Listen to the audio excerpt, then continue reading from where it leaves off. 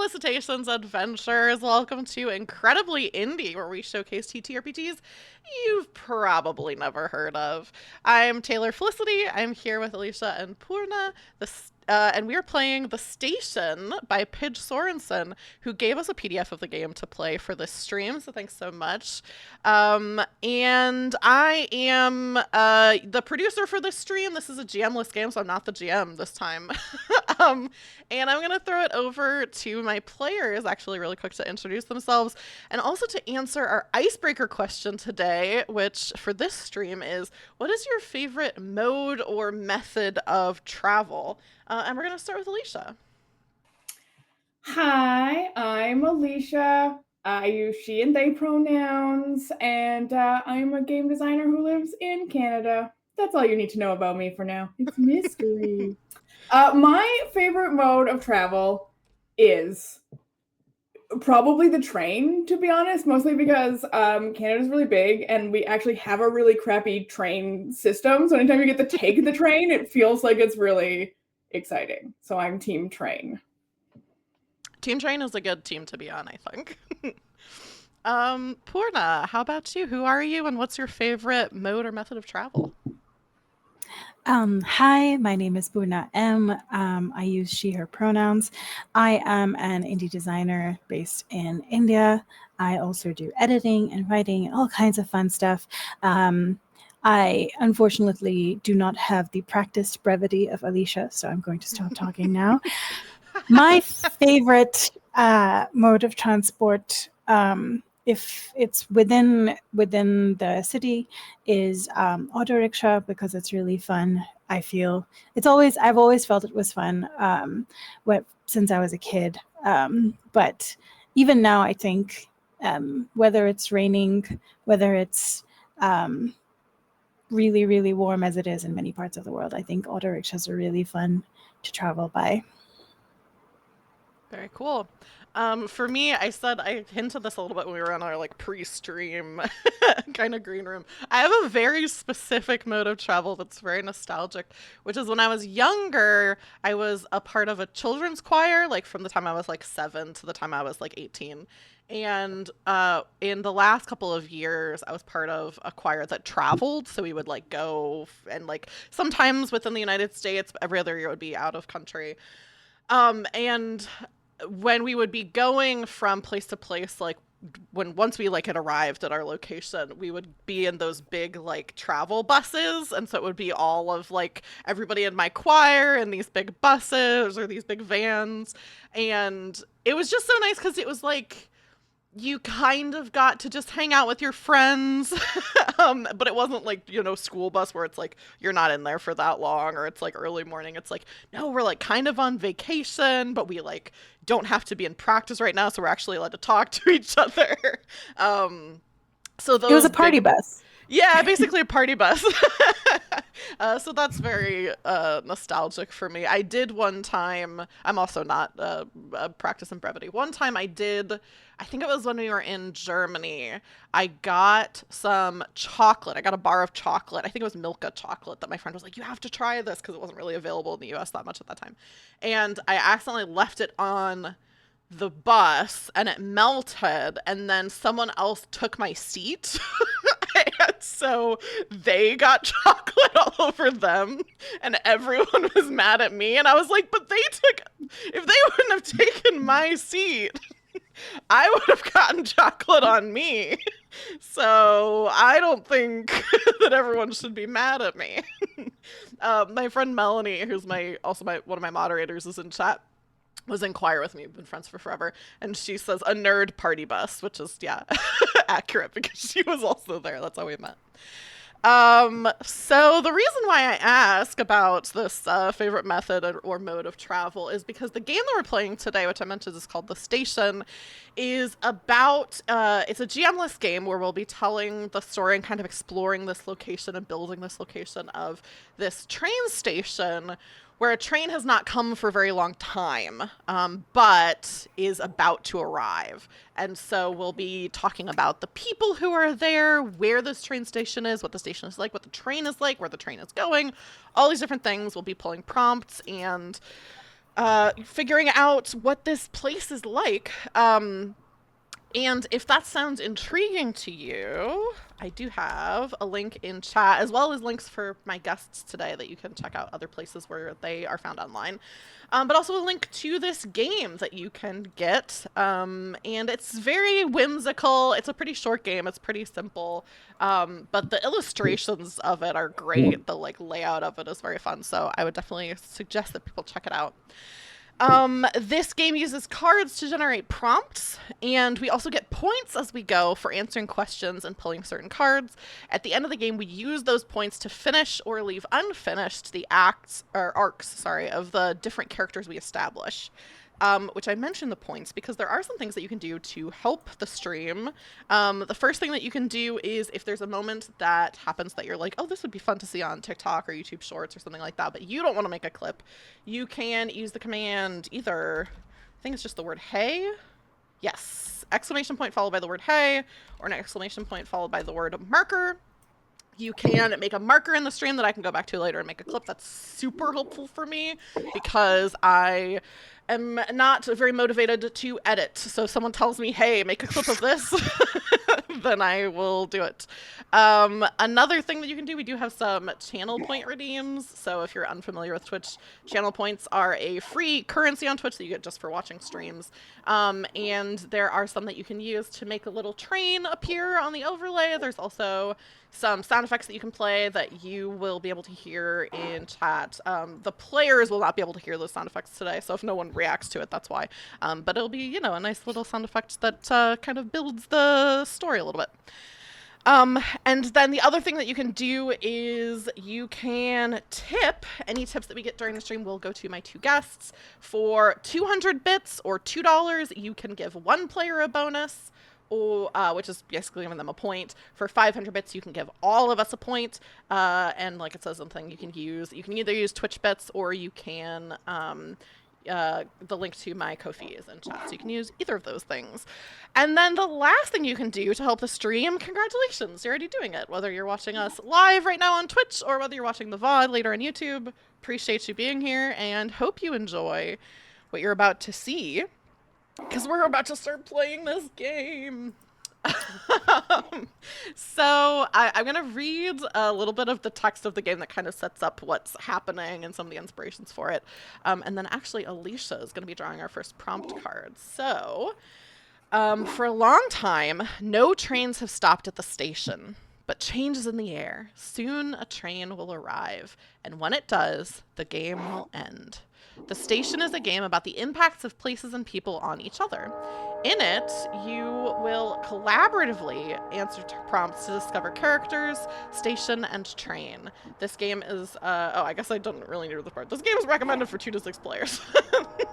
The station was inspired by world-building games such as The Quiet Year and I'm Sorry, Did You Say Street Magic? It also invokes games like Alice is Missing, which use prompt cards to progress the story.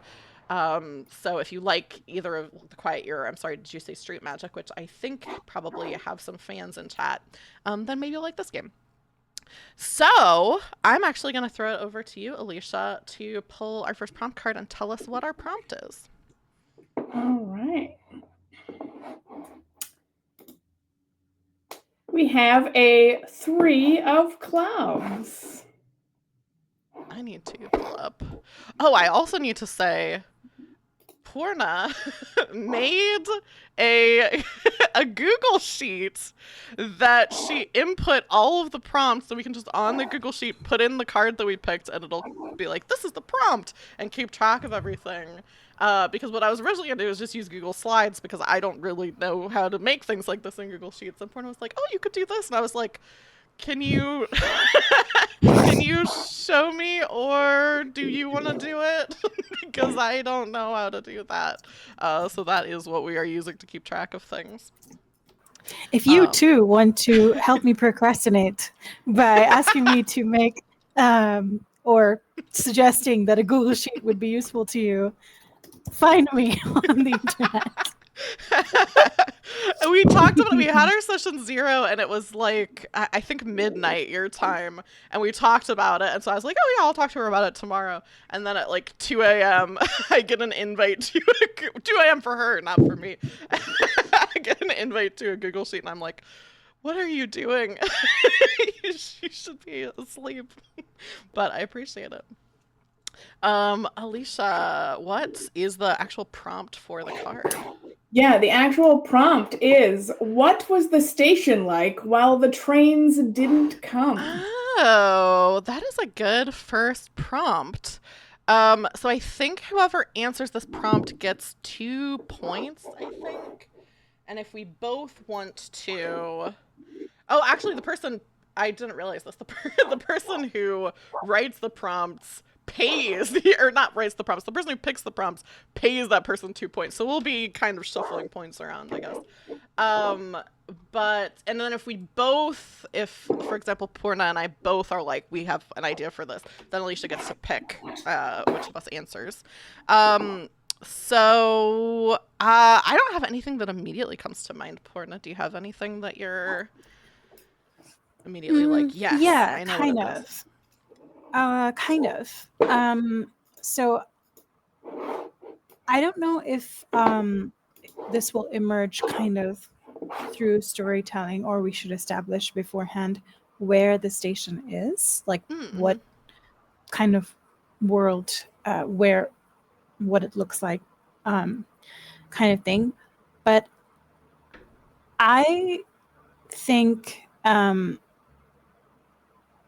that in the absence of other characteristics, when the trains didn't come, I think it was used as a kind of high stakes unofficial playground by kids. I think it was probably fairly close to the town center, whatever this is, wherever this place is, and therefore probably close to a primary or a middle school. And so it was, yeah, I think it was used as an like relatively safe place for kids to just play just after school if they didn't want to like spend money and stuff. I'm just taking some notes. Yeah, I think so you said something of like you don't know like how much is established through prompts and how much like we're deciding on. I think since you're answering this and this is like the first prompt, do you have any ideas of like what this world is like? We know there's kids, we know there's schools.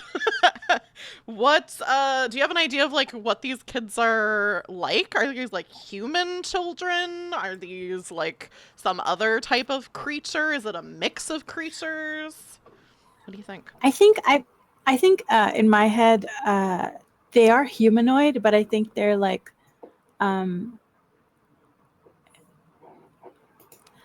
for some reason I just pictured like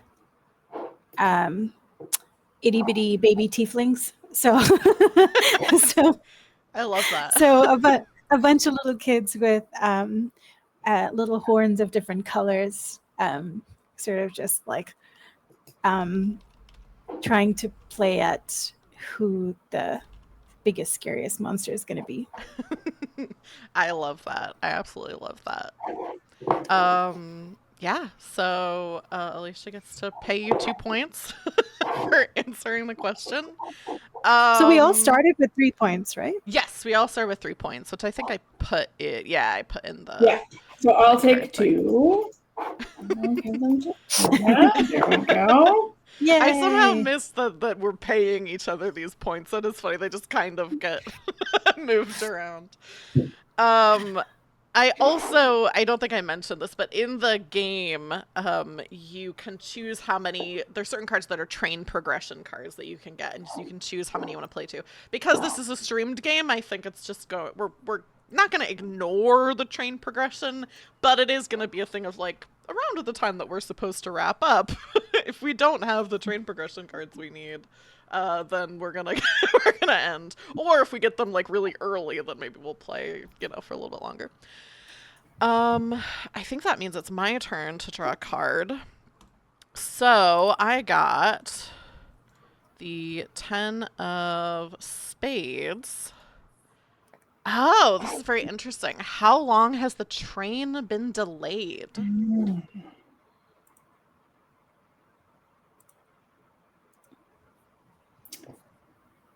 My instinct is that the train's been delayed for like a really long time, like maybe even generations.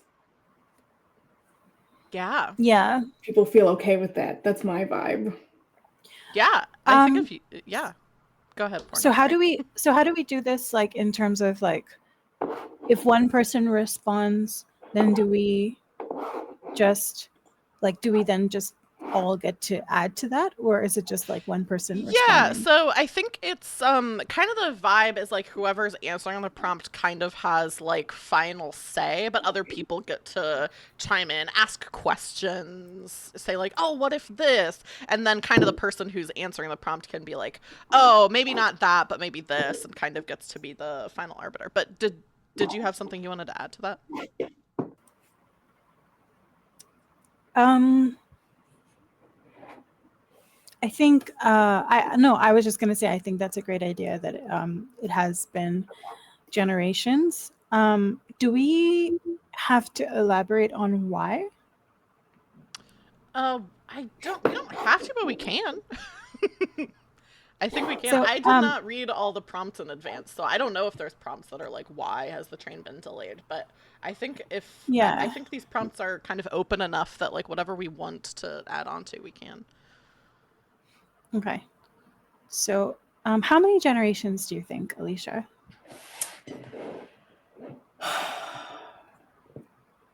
Maybe two or three. I think it's enough that there's like a memory of the train, Hmm.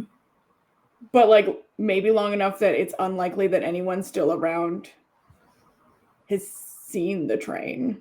Yeah, I Yeah. agree with that. I think it's like one of those things where the grandparents of the kids who play at the station probably remember that, like the station being inaugurated, Mhm. or refurbished or something, and then there being like a big hoopla around it, and then the like, but yeah, since then I think maybe there haven't been trains. I have a question. So we're talking about generations, but we know that at least some of the people who are here are not humans. So for generations for these beings, I'll say, do you, like how many is that roughly equivalent to like human generations, or is it something longer? Is it something shorter? What do you think, Alicia? I don't know if I have an answer. I don't know if I could quantify it because we also maybe this is like a world where beings also live to different lengths of time too, right? So Yeah. no. It could also be that time works differently. Yeah. Yeah, that's true. So if there's like an urban legend, or like a thing that maybe, okay, here's a suggestion. I feel like um in this generation of kids, I think there's a book or some form of media that has been is popular, or was popular a couple, like started being popular a couple of years ago. So there's a fandom of like something that means that talked about pockets of time and places lost to time. So I think there might be like a little local lore, that the kids believe, that is that their little town is in a pocket of time, and that's why the trains don't come. Ooh, I like that. Um, urban legend that their town is in a pocket of time. I like that. Okay, so I think technically Alicia I give points to. Um, but you know what? I'm gonna break the rules. I'm gonna give my last other point to Porna just because I love I love the time pocket idea. So already I'm breaking the rules of this game. What else are rules for? And then I think that's your turn, Purna, to draw a card. Oh, yeah, let me move that one. Okay. Ooh. Is that a train progression card? I think it is, yeah. You have so many points already. Racking up them points. Okay, so train progression. Who first received news about the train's impending arrival? Ooh. So you get 3 points immediately, Porna, for pulling a train progression card. Which is great. You have 9 points right now. And this is our first character that we will make up. I think I do have an idea for a prompt. Alicia, do you have an idea for a prompt? No, go ahead. Tell us. This is the second stream in a row where I'm just stealing something from the musical The Music Man, which is just one of my favorite musicals.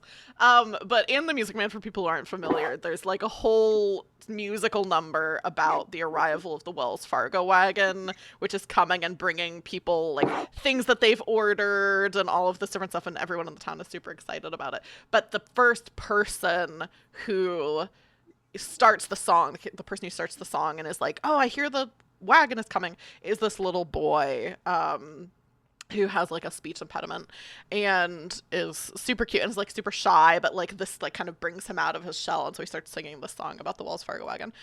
So I think similarly, we've had all these things with these kids.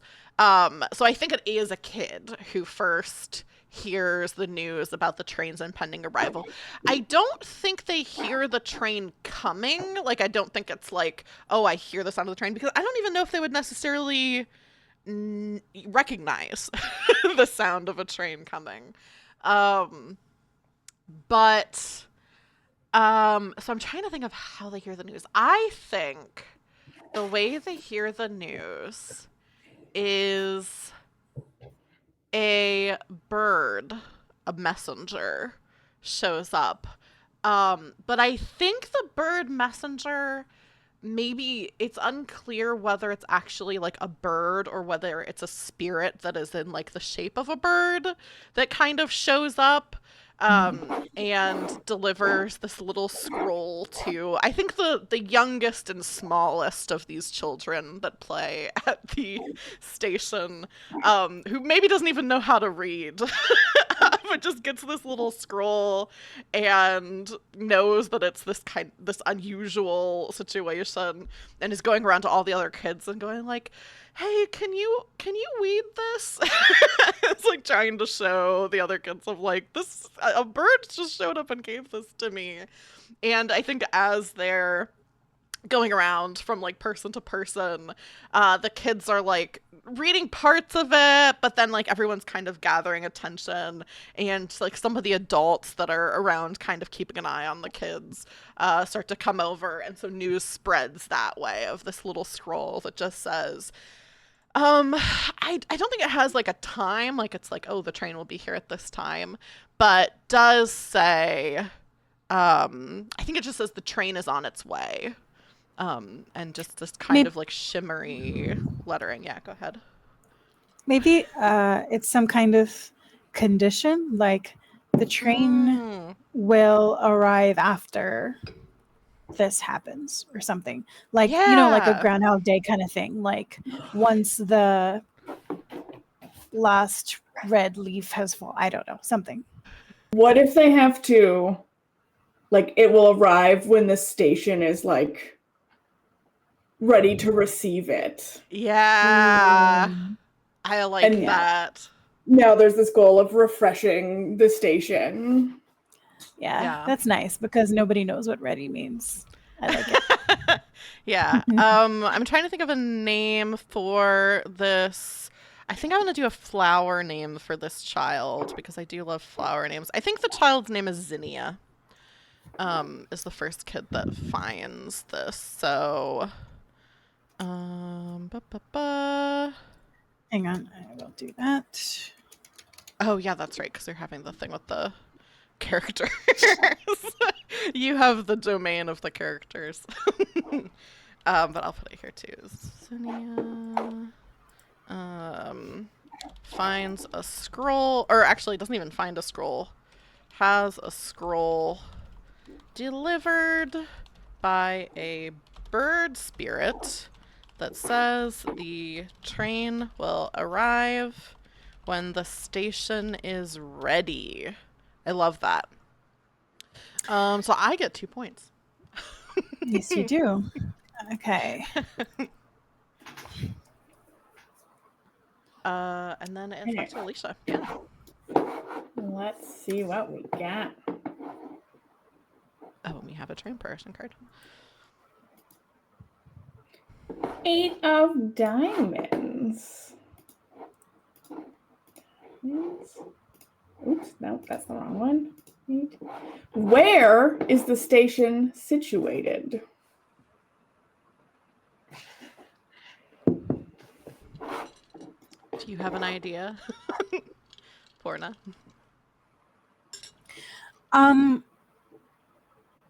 I feel like I think we kind of said where it was situated in relation to the local geography before. Mm-hmm. So I think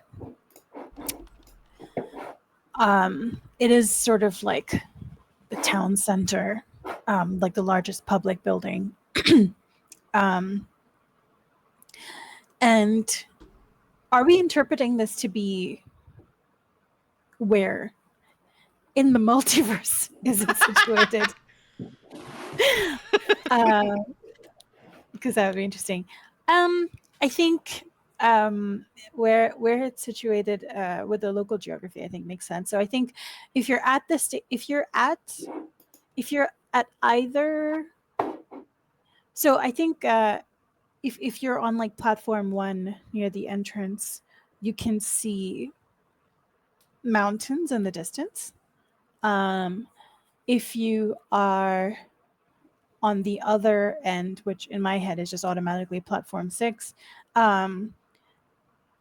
if the last station on the other side, the last platform on the other side, I think you can see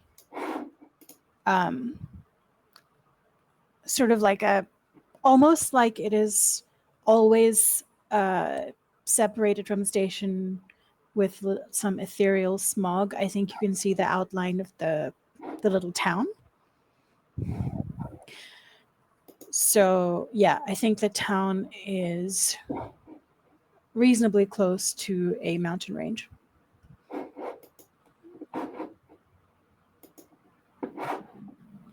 Cool. I'd like to know if you do have an answer for where in the multiverse it is situated. I also am curious. In order to not borrow from any fandoms, I would say it's definitely a place that doesn't believe in superheroes. And I think as far as what we believe in the round world, what we believe magic is, I don't think they think of magic in the same way either. I think little tieflings' abilities are all that they know, so they don't think of themselves as magical. I like that a lot. Yeah. So a bird delivering a scroll also just like totes normal in their everyday life. I mean, I feel like it's not normal. I think it is highly specialized. Like, you know, it's their equivalent of like receiving an encrypted file. It's something notable, but not something unheard of. Yeah, it's like, all right, I guess this happens sometimes to some people. Whatever. Yeah, I love that.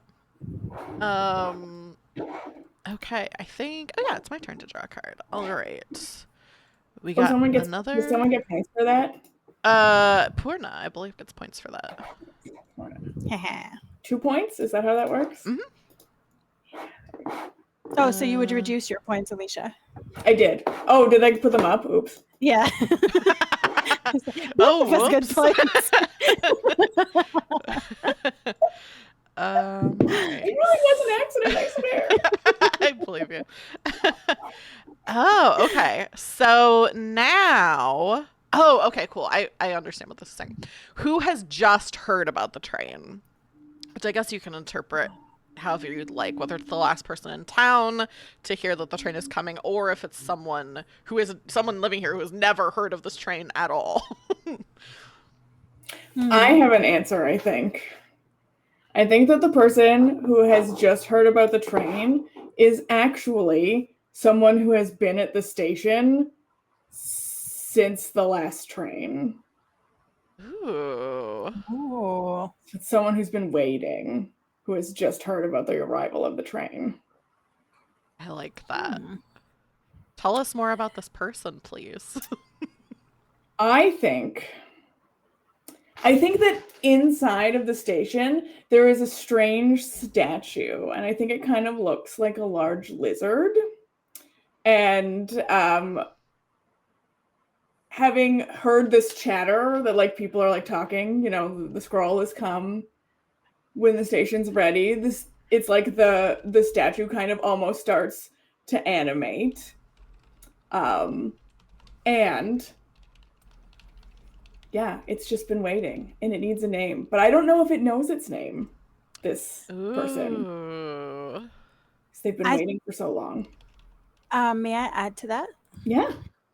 I was going to say maybe the original name of like the being that inhabits the statue has been lost. But I think for the locals, they probably have some name for it. So what can we call it? How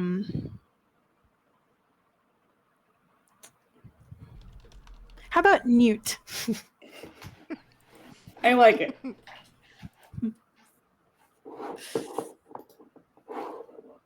That's great. Does anyone notice that the statue starts to move?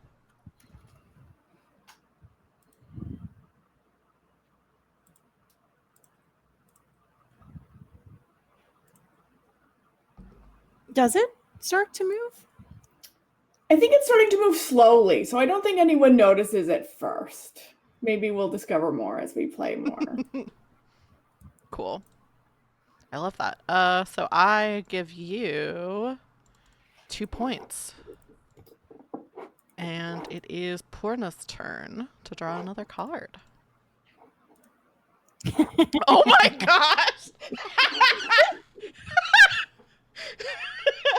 Lucky!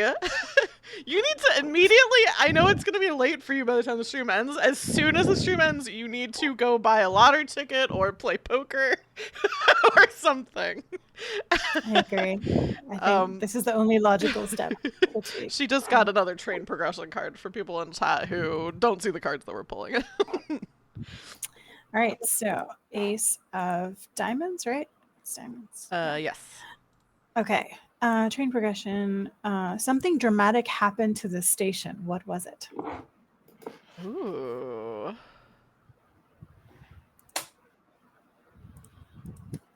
Interesting.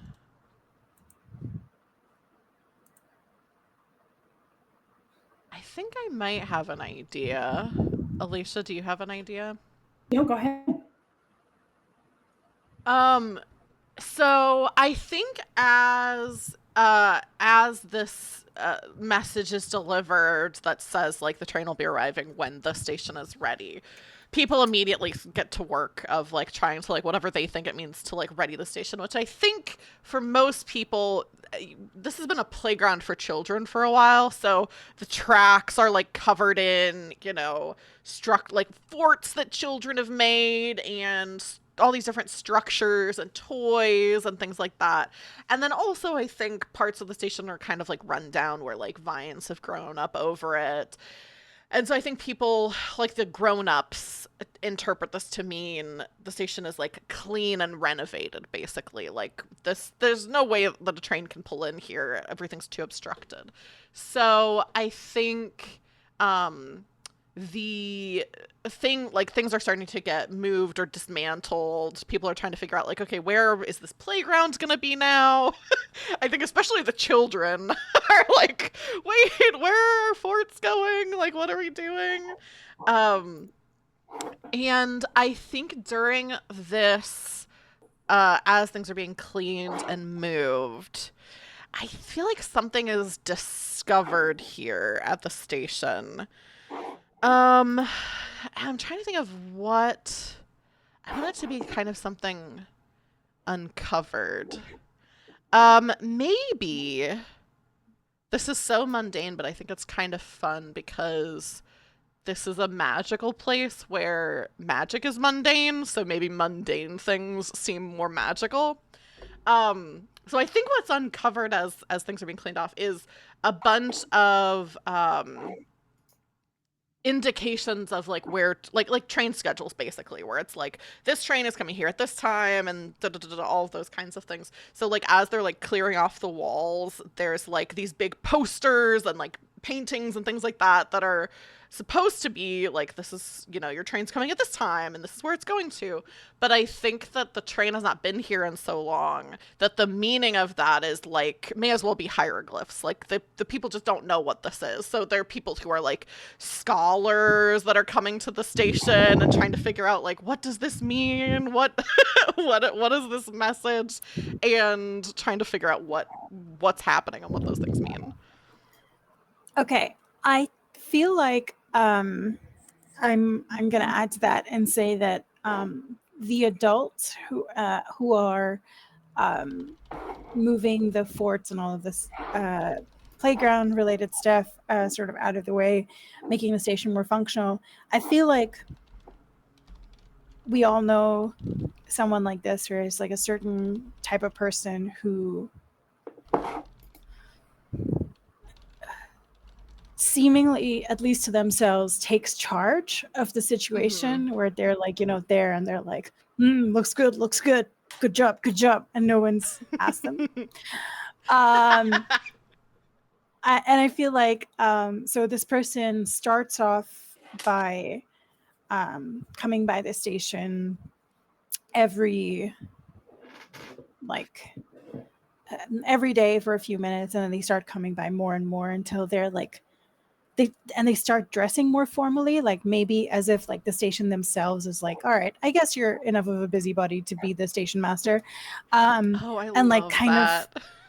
of both the station being like, all right, fine, and the person kind of self-appointing as a station master. And I feel like the more they start dressing more formally, wearing a blazer and stuff, and or what like the equivalent in this town, and as they do that, I feel like they don't notice, but other people notice that the Newt statue also starts like standing up straighter and like is one day just wearing a metal blazer. I love that. So it sounds like you're introducing a new character of the station master. Do you have a name in mind other than just the station master for them? um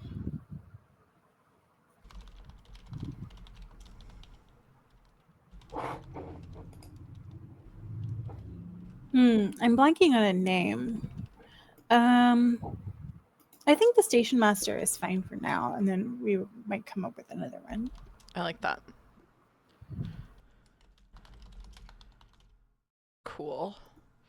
So I put that in. So I get I get 2 of your 12 points.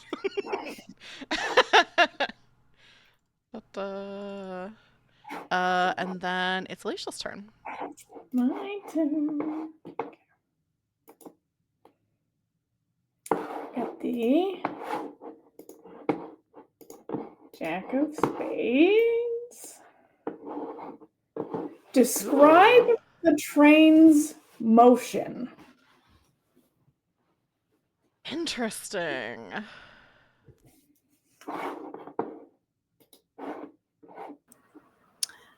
So, do we think this means what the people think the motion is, or the actual motion of the legendary train that has not arrived?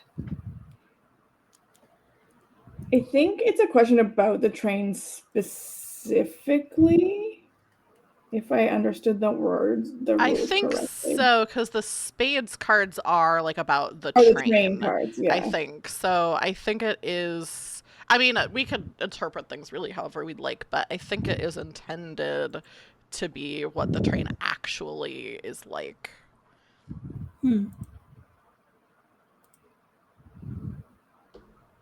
Do you have any ideas, Porna?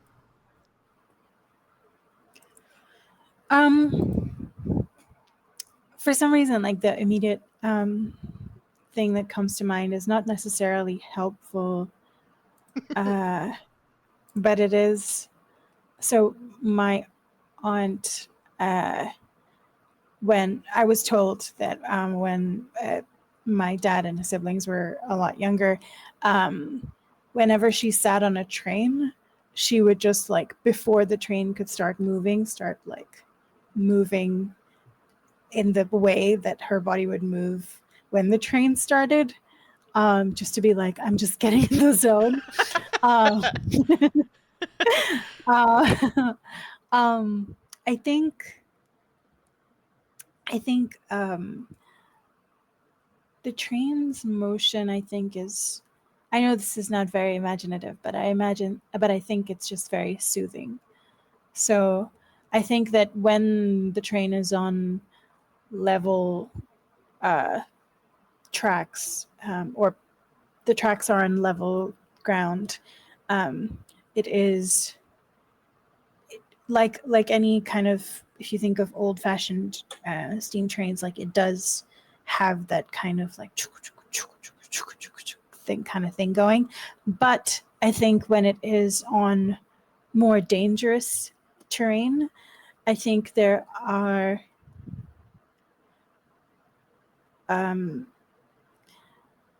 some kind of motion sensor things put in place, or maybe in this magical, non-magical world, it just doesn't appear that way. But I think that the train is soothingly calm in its motion when you're on potentially dangerous ground. And I think that unlike trains here, where you have like a general, in local trains, you have general compartments and ladies' compartments. I think in this world, you have like work compartments and fun compartments. And so I think that in the fun compartments where a lot of the kids hang out, the motion is more exaggerated. Oh, that's fun.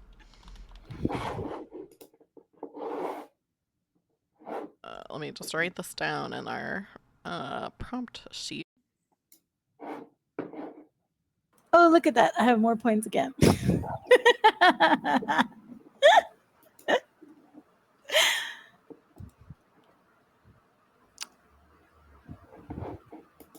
And okay. then I think that's you. Oh, yeah. Okay, cool. Another Jack card. Jack of Clubs. Ta-da. Describe an important moment in the station's history.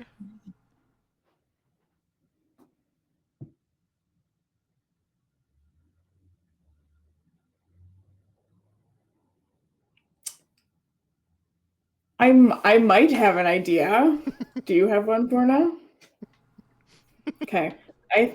I think that there was the day, the important moment in the train station history is when it just appeared one day. Its first day in the town, and I think it just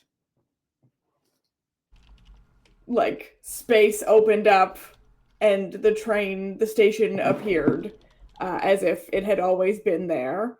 Um, and I think that there was a celebration. I think that everyone threw a party for the arrival of the station that had never been and was now brought into existence. I love that. How That's long giving after the me. station appeared? Sorry. How No, long you go after the ahead. station appeared do you think trains appeared?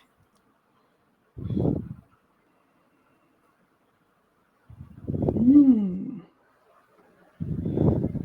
I don't think it was very long. I think it was maybe just a day or two, enough time for something to travel there. Again, like it had always been meant to be there, and so there was no lead up. I think the station appeared and trains were coming like almost immediately. Nice.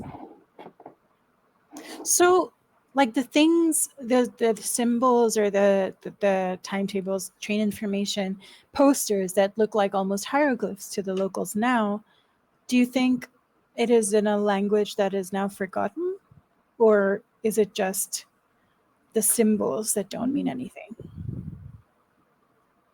I think I was thinking maybe it's just symbols that were once intended to be universal because maybe it sounds like this train goes to like it just appeared here at the station, so it probably goes to a lot of places that don't, I mean, obviously don't use the same language. That's not uncommon at all. That's like the real world. um, but also like a lot of places where things are not as universal. So maybe there was like a thing where there was an understanding of what these I'm calling them hieroglyphs just because it's like they're symbols, I guess. But there was an understanding at one time what they meant. Maybe the original station master explained it to people. Maybe like someone appeared here with the station when it first appeared. But now the people just don't understand what the symbols mean. The reason I bring it up is because both the appearance of the station um, and the fact that there is a train at all coming in implies that there is some other authority or place somewhere that is deciding these things, or who decided that the symbols mean anything at all. So there is the grand station, and then there's this little station that's somewhere quieter, and I like that. Yeah, Anyway, I like that. Okay, I gave Alicia points. So now, Forna, it's time for you to probably just get 3 more points, I imagine. it is the 7 of diamonds. I have not rigged the system. Let's see. Who is driving the train? Oh.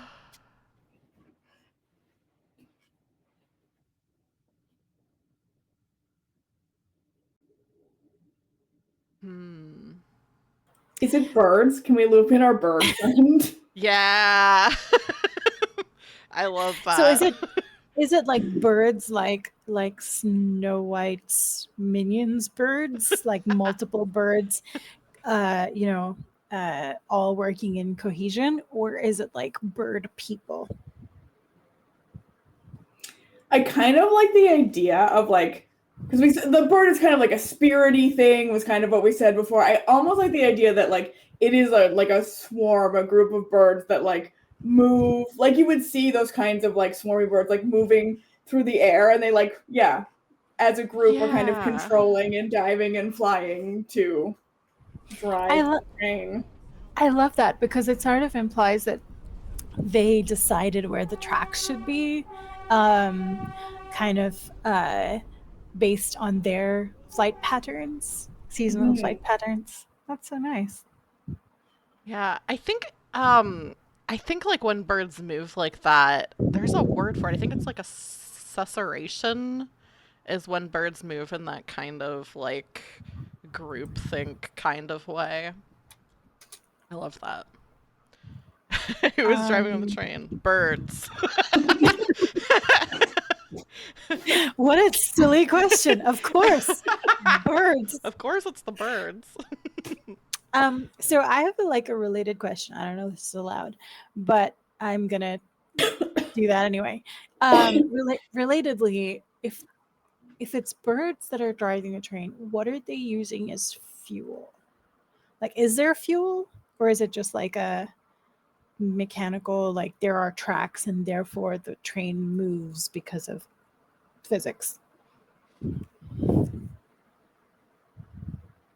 I think that's a good question. Let us write to the game designer. Here's some additional questions. I feel like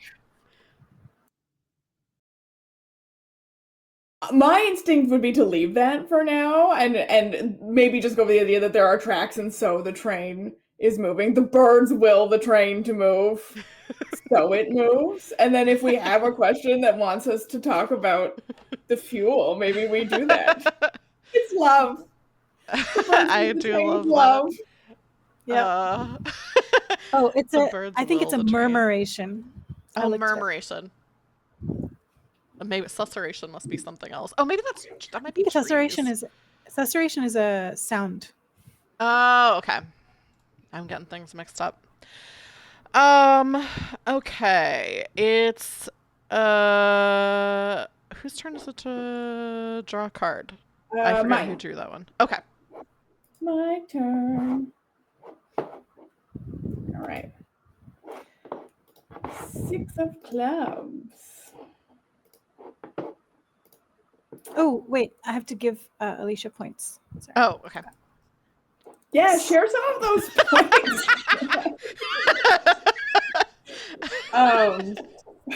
So the 6 of clubs asks us,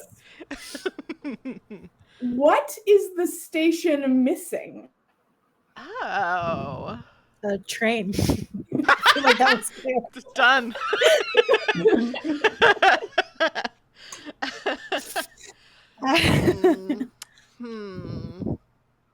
Ooh. Do you have an idea, Taylor? I don't. Go for it. Vending machines. Oh, that's a good answer. Good answer. I think there used to be vending machines as part of like local lore where you could get, there was one thing which was like a seasonal vending machine.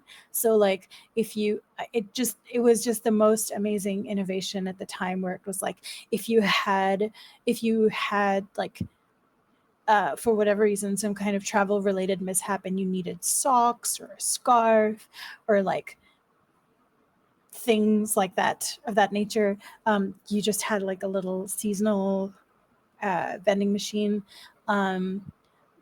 Then like tiny little travel umbrellas appeared when it was like rainy season, all that kind of thing, I think. And I think they were also like, similarly, I think the food related vending machine had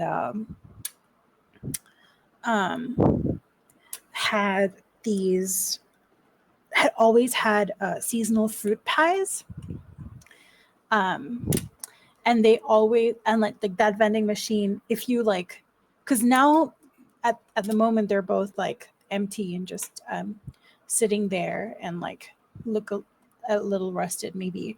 But if you kind of go closer to the vending machine of pies, I think you can still kind of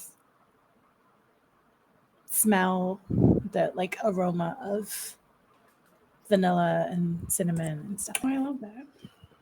Can I ask, what do you put into the vending machine to get stuff out? Is this a society that has like money? Do we have capitalism? Is it vibes? We have train progression points. No. You have to put train progression points in. I think it's probably like you have a train pass, and so if you put in the pass, I think it's like you get a certain number of credits for certain things per week or per month, or like depending on how often you have to travel.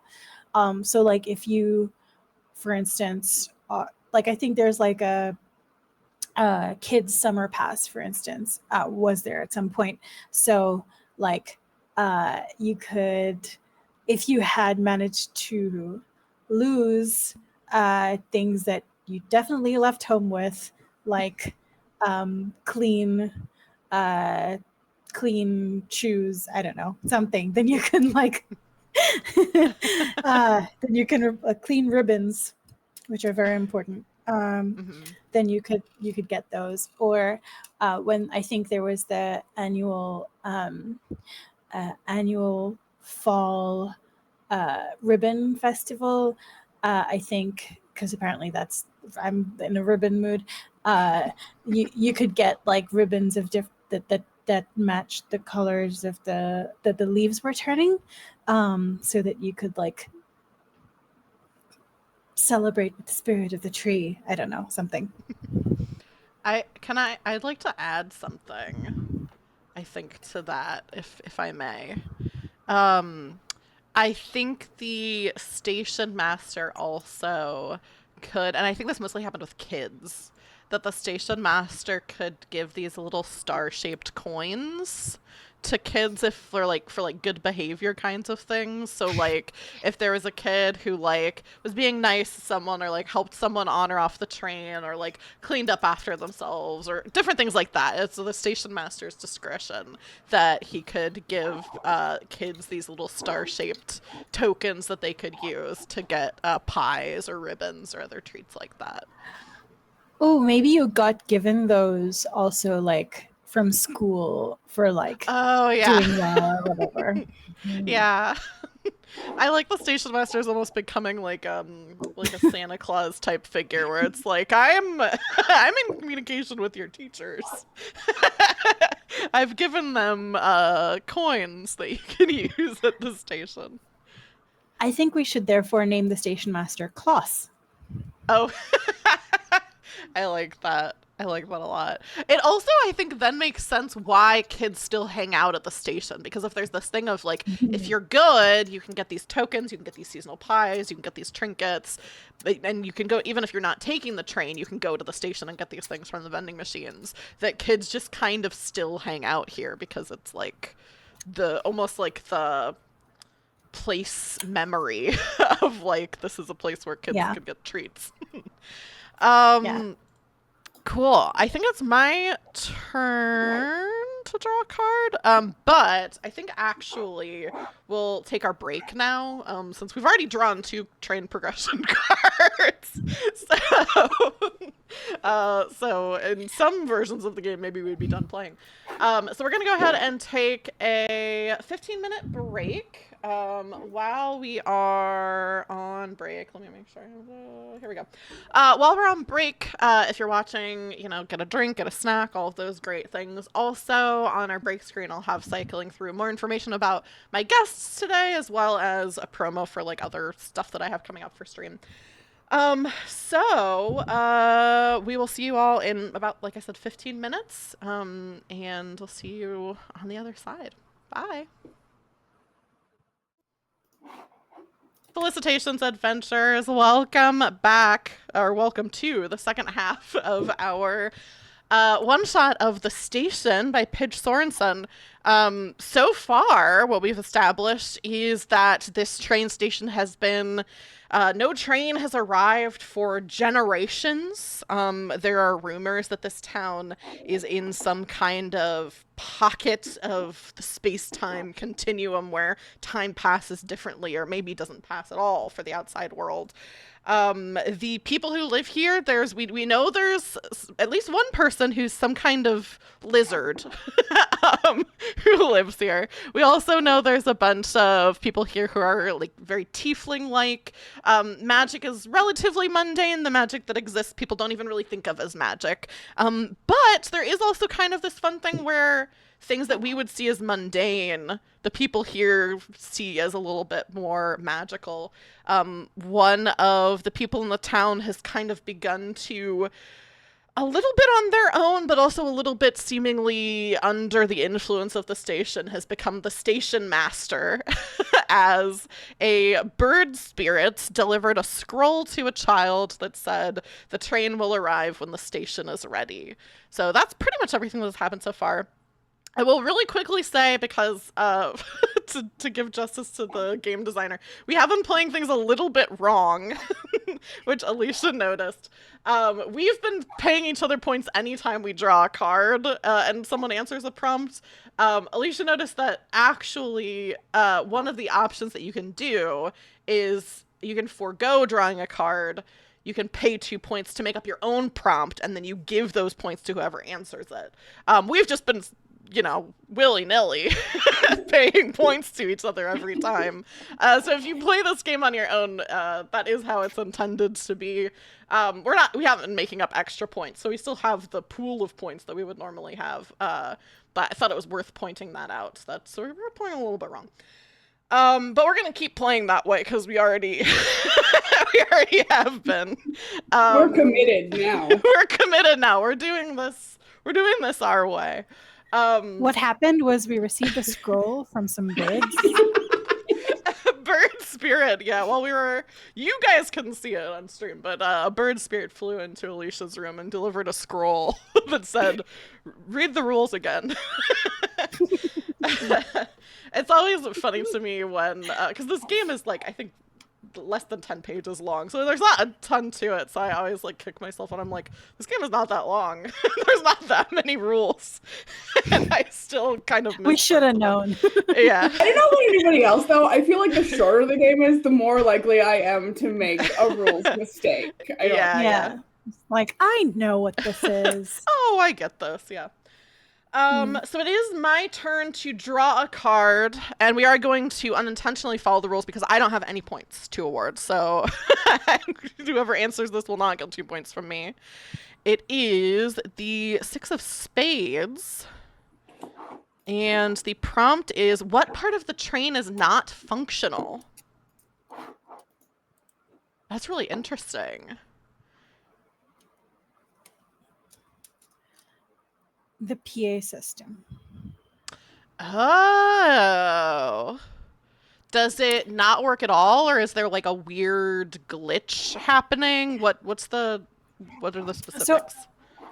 So I think not electronically, because that's not exactly how stuff works in this world. But I think previously there was some sort of either spell or something that allowed the swarm of birds to communicate with whatever beings were traveling by train in all the different cabins and little announcements of like, this is the next station or whatever. I think now instead there is a little glamour type thing where there's portions of the cabin walls that will, because the train hasn't come by certain routes in a long time, I think it kind of projects what the scenery should be if the train were going there. And so it's like the train is like trying to manifest going back on those routes. Cool. That's the glitch. I love that. Can I also maybe add on a little bit that maybe this is also linked to the language things? We established that we have those like hieroglyphs that maybe not everyone can read, and I wonder if that is also like a part of what has gone sideways with the normal announcement as well. So as in that they're using different symbols, or that well, maybe no one can read the symbols. Maybe the symbols haven't always been those symbols. I just wonder if there's like a link there with like our symbols and something on the train. Ooh, maybe it could be like the sort of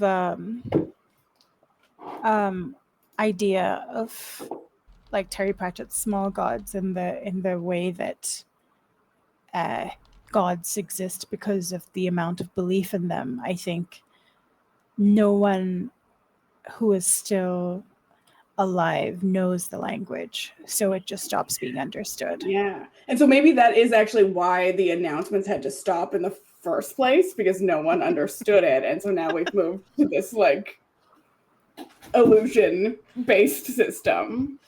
Yeah, I like that a lot. Also, So shouting sorry, out I'm just Terry gonna make Pratchett. a meta. Yay! Meta satirical comment. I'm gonna be like, so no one can understand the tweets. Anyway. They're not tweets anymore, they're posts. Isn't that better? No one understands. Isn't it better that they're just posts? Sure. Cool. Yeah, I really like that a lot. Also, I was gonna do this when I came back from break and I forgot to. I usually will shout out like followers and stuff like that when we're not like in scenes. So first of all, I really dropped the ball because Melanie redeemed first, so I have to state canonically she was first in the chat today. So important to get that on the record.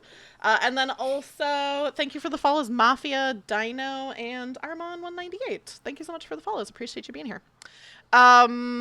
So I don't have any points to give to give you, but you, to be fair, don't really need any. You have 12. So many points. And I think it's your turn to draw a card, or you can also make up your own prompt. Okay, I will draw a card. It is the 5 of clubs. It's really interesting that we're getting mostly station and train cards, I think. I was kind of anticipating that there would be more character cards. Sorry, we haven't 5 really of drawn very many. spades. Yeah. No, we haven't. I think because we've only, the only hearts card I feel like we've gotten is the train progression card, and that always like shakes things up. So I think it's the 5. Yeah, the 5 of spades. What will the train bring? Ooh.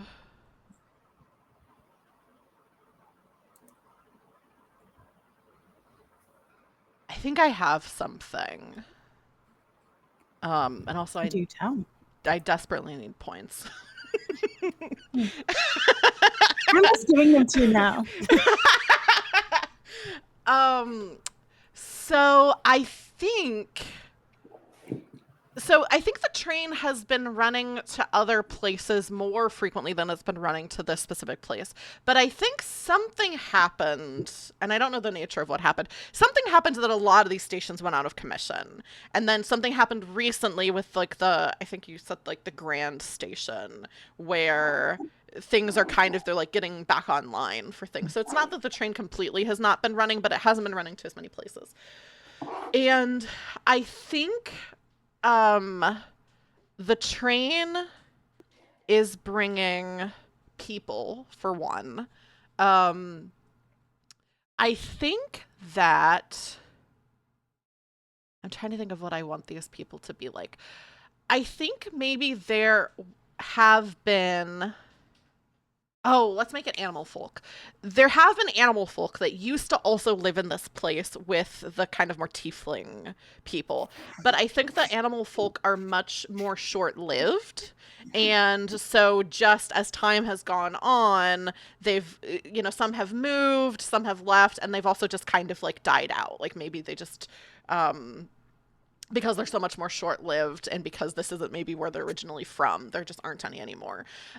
So I think there's a lot of these different animal folk that are coming on this train to visit a place where it's like, oh, this is where like great-great-great-great-great-great-great-great-great-grandpa used to live, and we can, he like sent letters that we still have and we still read, and so we can go to see this like place that he's from. I also think that the train is bringing fruits and like seasonal fruits from all kinds of different places. So all kinds of different unusual to this location fruits, and then we'll be kind of picking up from this station, like some things that are native to this location. So is kind of and of course restocking the vending machines. Has to be restocking the vending machines with pies and ribbons, of course. Um so those are some of Essentials. the essentials, yes. The animal folk, the pies, the ribbons. So I was thinking something about the people. I don't know if like we can add on. We can say what we think about this. Yeah. But we talked about the fact that this is like a weird thing out of time. So Mm-hmm. I was also thinking the train would bring people, obviously. Yeah. But like maybe the animal folk have not always been animal folk. Maybe something about crossing through those kind of like ethereal things take one being, maybe like a human, and like crossing into this time zone turns them into their true self in a way. I love that. Yeah. Okay. I know that this might sound silly, but it's a dumb joke that just occurred to me. I feel like all the daylight we've been saving has all gone to this place. So it's always day.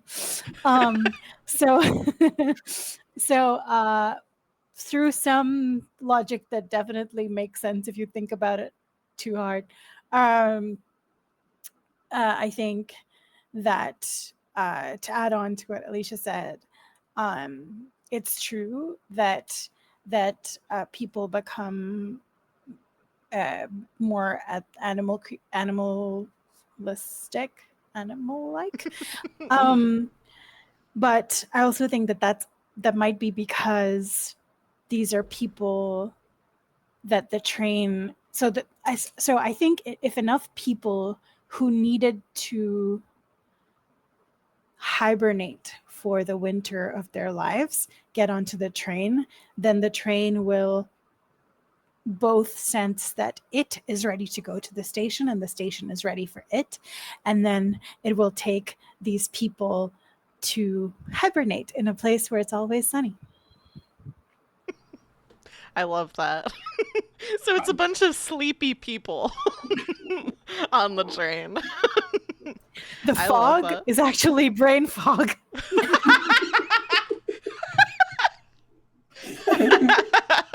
Too relatable. Sorry. I love that. I mean, I love that. I love that so much, but I love that it's a joke, but also a commentary, because we could also be like, these are people who are like, fuck capitalism, fuck all this stuff. We want to go live the life we want to live, and that's what this place is. Yeah, who doesn't want to be turned into kind of a cute animal version of themselves and sleep? And then why our friend Newt maybe wants to leave. Oh yeah, Newt's been hibernating. Ooh, also, I'm so sorry, but this also gives new meaning to the phrase, I pick the bear.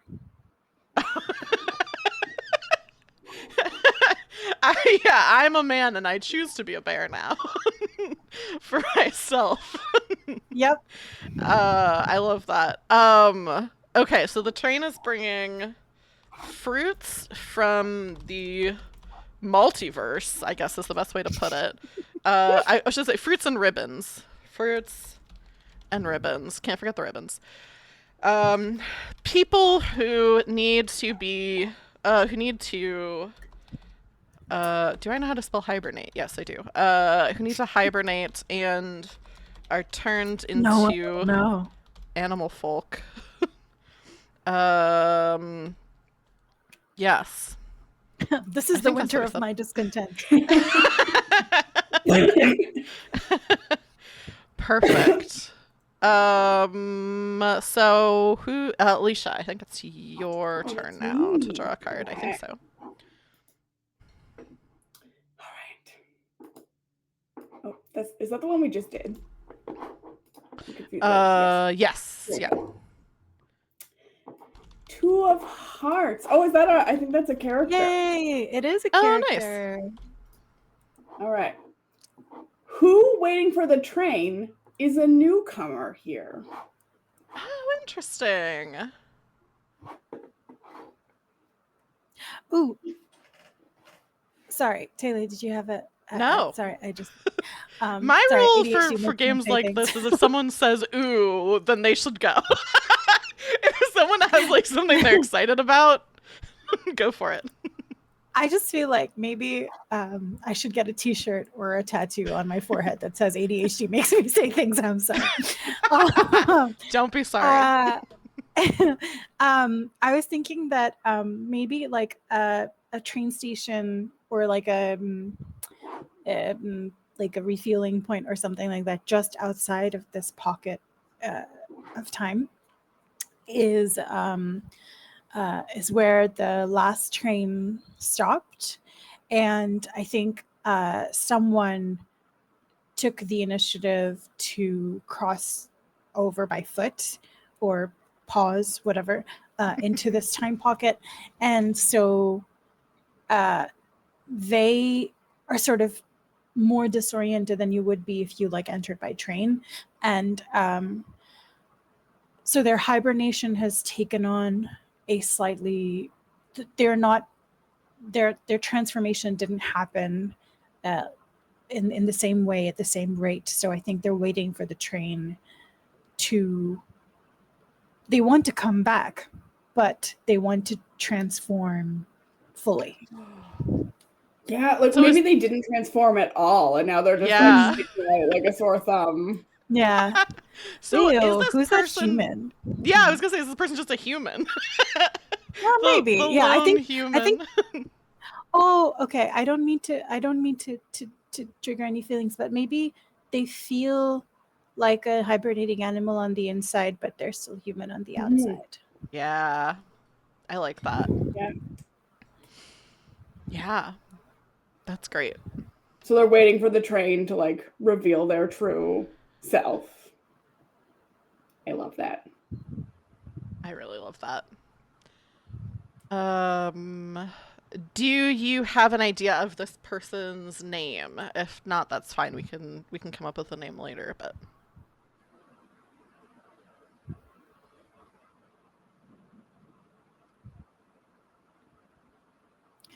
Manuel,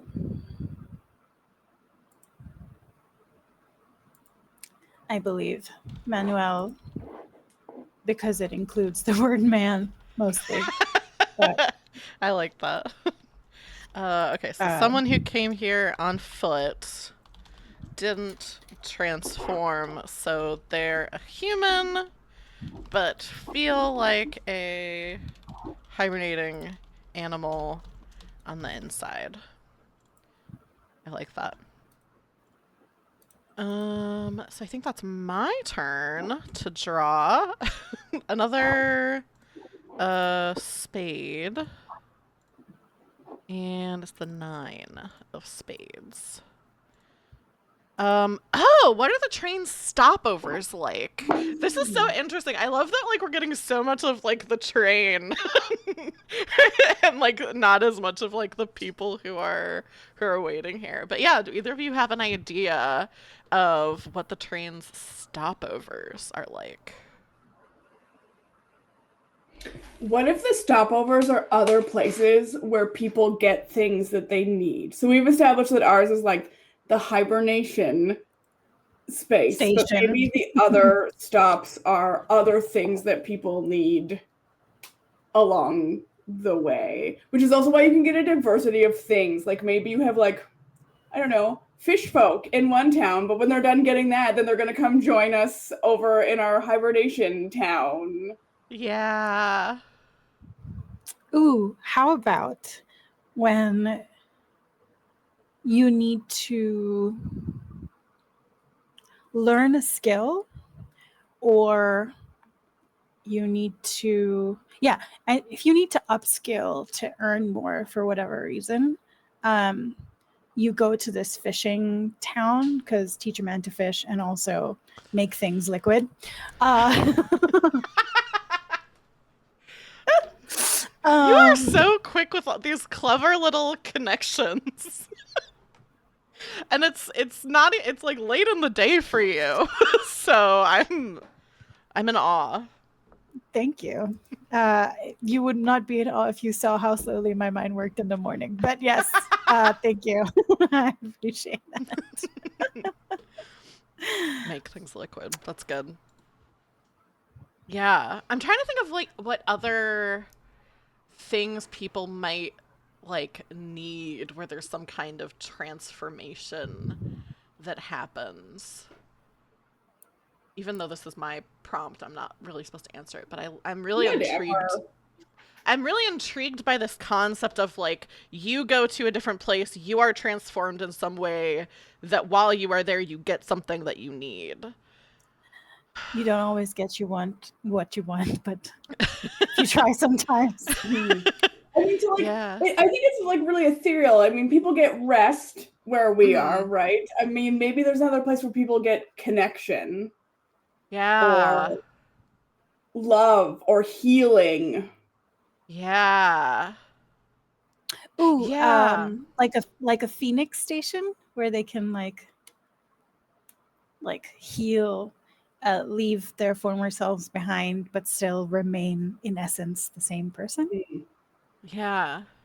I also like maybe there's a stop where um people can't like as they're going there they kind of like grow roots and can be connected with like other people there but also like the world and be kind of like more grounded so they become like We have plant folk somewhere. Yeah, yeah. so Yeah because I I really really want to like put down roots. yeah, I want to put down roots, settle down a little bit. But like trees do communicate with each other like through root systems. So I like that idea of like kind of like going into the earth and being able to like connect with people on this really different level than you could if you were a person or an animal folk.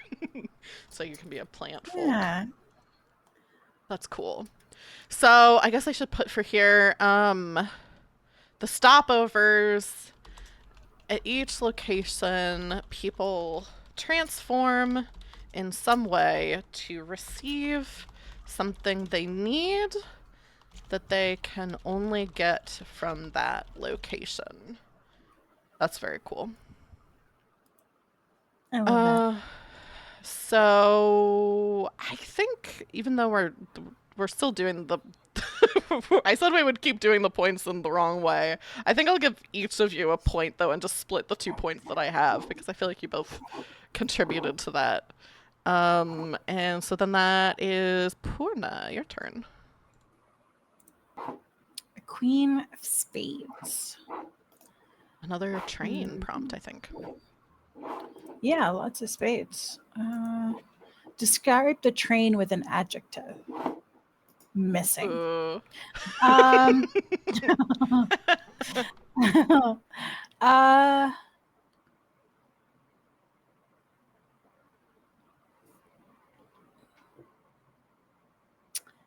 um, This is such an glowing. interesting one. Oh, glowing.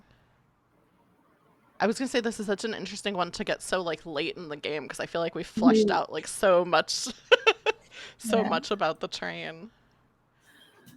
What do you? Yeah. So I also realized that I said glowing without thinking. It's not actually my thing to answer. What do you think?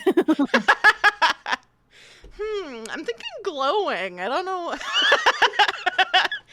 I don't know why.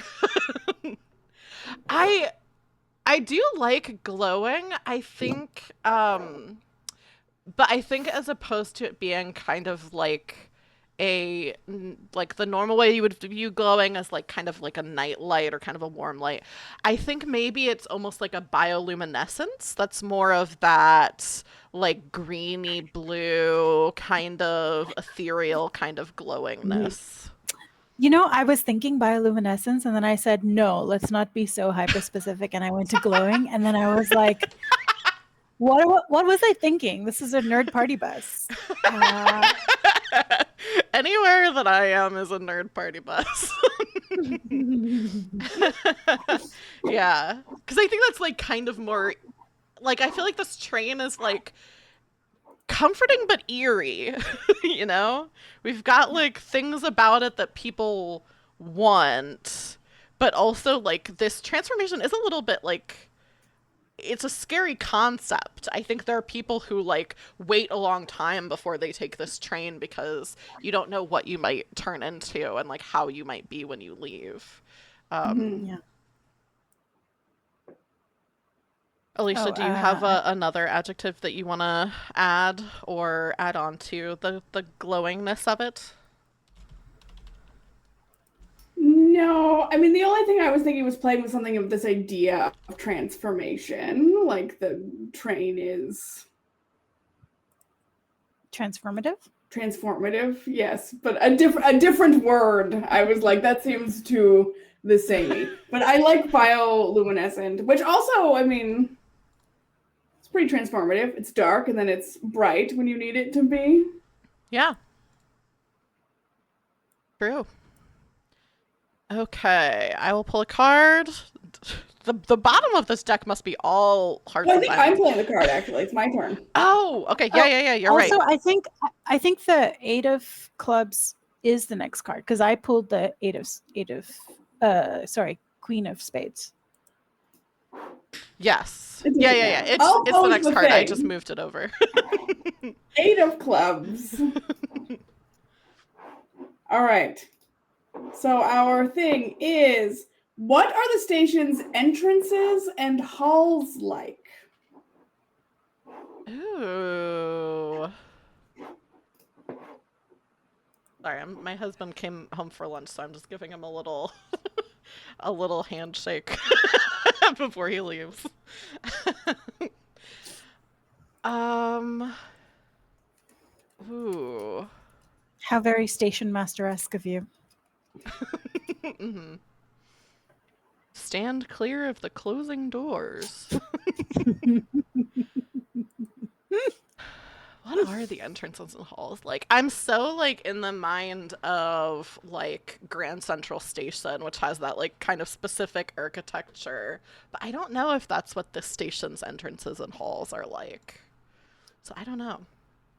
I do like keeping the idea of the vaulted arches in the halls, simply because it's always so lovely.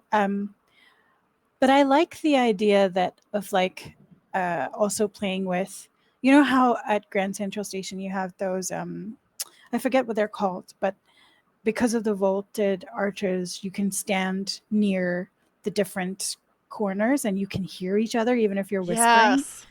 Yeah, So I yeah. think I like the idea of playing with something like that, and like instead of hearing what you're actually saying, I think you can hear what that person needs.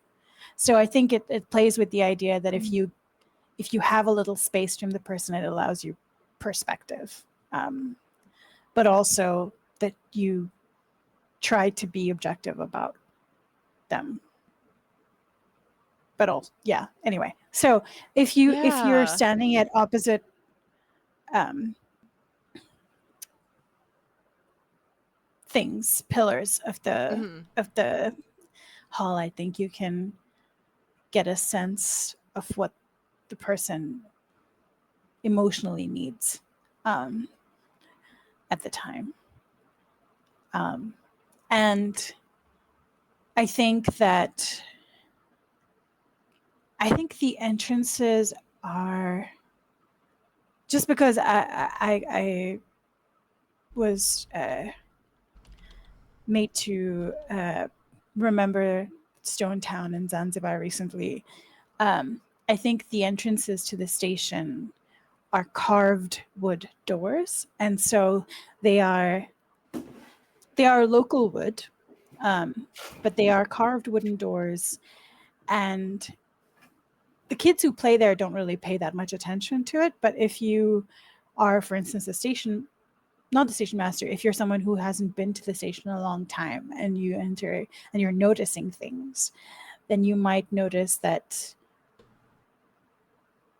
the carvings change when the story of the place changes. Mhm. So it kind of changes to reflect the current major events in the town. That's cool. Um I like that too because then maybe there's like a thing in this town where like the children play here, but then sometimes at night, like if people are having like an argument or something, that they'll go to the station to, and they don't even necessarily know that's what's happening, but that they can like kind of communicate a little bit better and like get someone's more like true intentions without like subtext or different things like that. Maybe that's just the neurodivergent part of my brain being like, wouldn't it be nice if there would be a place you could go where you could understand people? So I like that a lot that like people go there at probably at night when there aren't as many kids around to try to communicate and like try to get a sense for what the other person needs from them and communicate to other people what they need. That's really beautiful. I love this station. I know it's my prompt, but I kind of want to add on an idea for the hallways on the communication note. I like the idea that the hallways, that the kids have written out a sort of like a code of conduct for their various games so that everybody knows all of the rules. Yeah. Awesome. And the kids have like left their mark on the station that way as well. Yeah. That's so cute. I really like that. I like that because then there's like the halls where it's like the kids like rules and then other parts of the station that are like these graphics that people don't quite understand.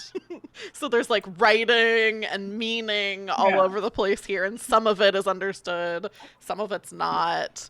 But you can also come here to try to understand people better. That's great. Yeah, it's just like I can just imagine kids have written stuff like pass the butter. And you're just like, so deep, so deep. Yeah, I love that. Okay, now it is actually my turn. I'm not jumping the gun. Okay, I'll tell you about my points. Oh, yes, of course. My points. I'll give one to each of you. Wonderful. Okay, I got the King of Spades. Oh, wait. Is this spades or clubs? No, that's spades. But it says describe the train's motion, which did we already do? We did. We already did that. That was the Jack of Spades. Yeah, hold on. Let me look at the PDF really quick.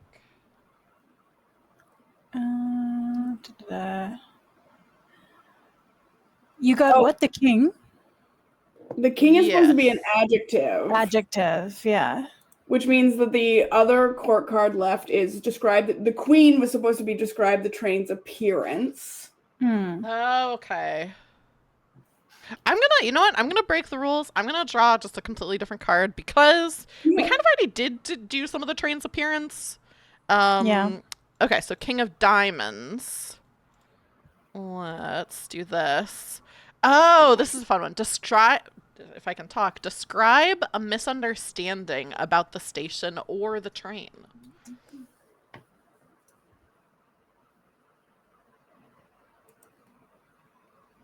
I think I have one, Porna, unless you have something. But with the idea of like that the train takes you to what you need, a misunderstanding I think is that sometimes people get on the train thinking it's going to take them to what they want, and they end up somewhere else.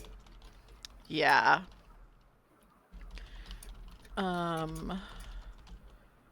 What they want when it actually gives them what they need. I like that because then it kind of is like giving I can imagine situations where there's like a Christmas Carol Scrooge type character who like gets on the train and is like, I have this thing that I want, and then kind of is forced to have some character growth. Is haunted by bird spirits maybe. And has to become a better person.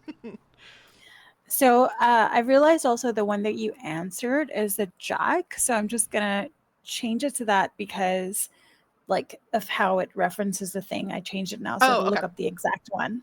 But yeah, we'll just, if it comes up, then we'll do it we'll switch them around. Okay, cool. Is Yeah, it me? I really like that. Yes, and let me give my points. There you go. The 6 of Hearts. Which I think is A character. character card, yeah. Who is obnoxiously counting down the time until the train arrives? Ooh.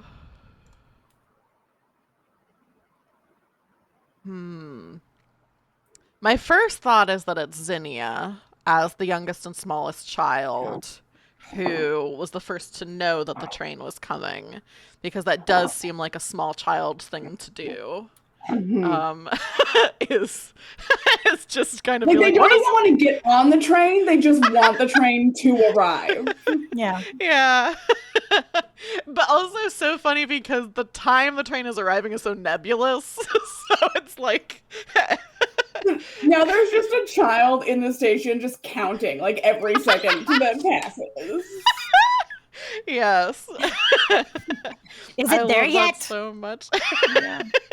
Just every day. I'm currently waiting for my copy of Yoseba's Bed and Breakfast to arrive, and that is me with that because I don't know when it's coming. But every day I turn to my husband and say, "I hope it's in the mail today. I hope I get a shipping confirmation email," so I can relate.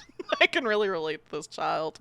Something's coming. I don't know when, but I really want it to get here. So that is 2 points to Taylor. Is counting and I also love the idea that like waiting. they probably don't know like what the train is. Right. Yeah. They don't know what it looks like. They don't know what to expect. Yeah. Yeah. Maybe there's some.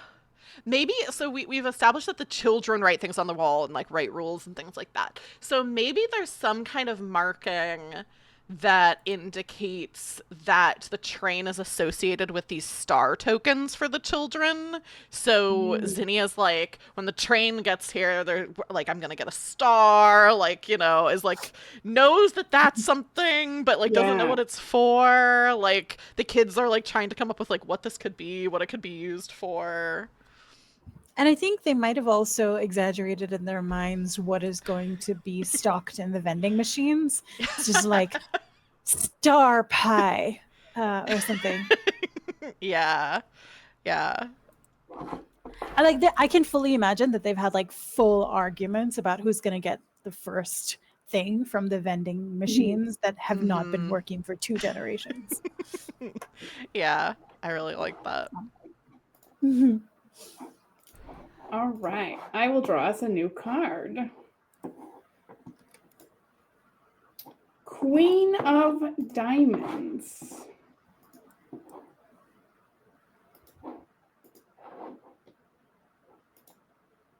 Describe a character's appearance.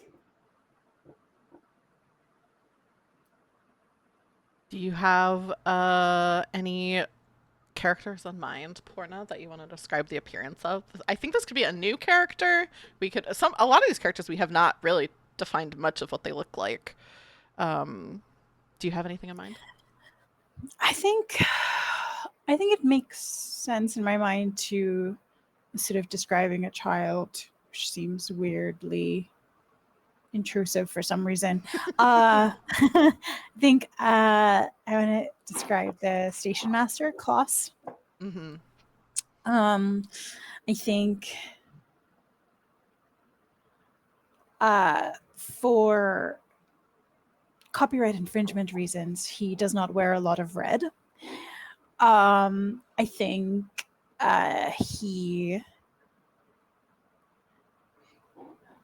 think he does have a bit of a stubble, but like keeps on trimming it because doesn't want to be a cliche. I think he is the. I think he is also like a tiefling adult, like a tiefling-esque adult. So I think he has curly, like a shock of of curly auburn hair and sort of brick colored horns coming out of his head. I think he is exactly the kind of physique that you would picture when you think mall Santa. So, and I think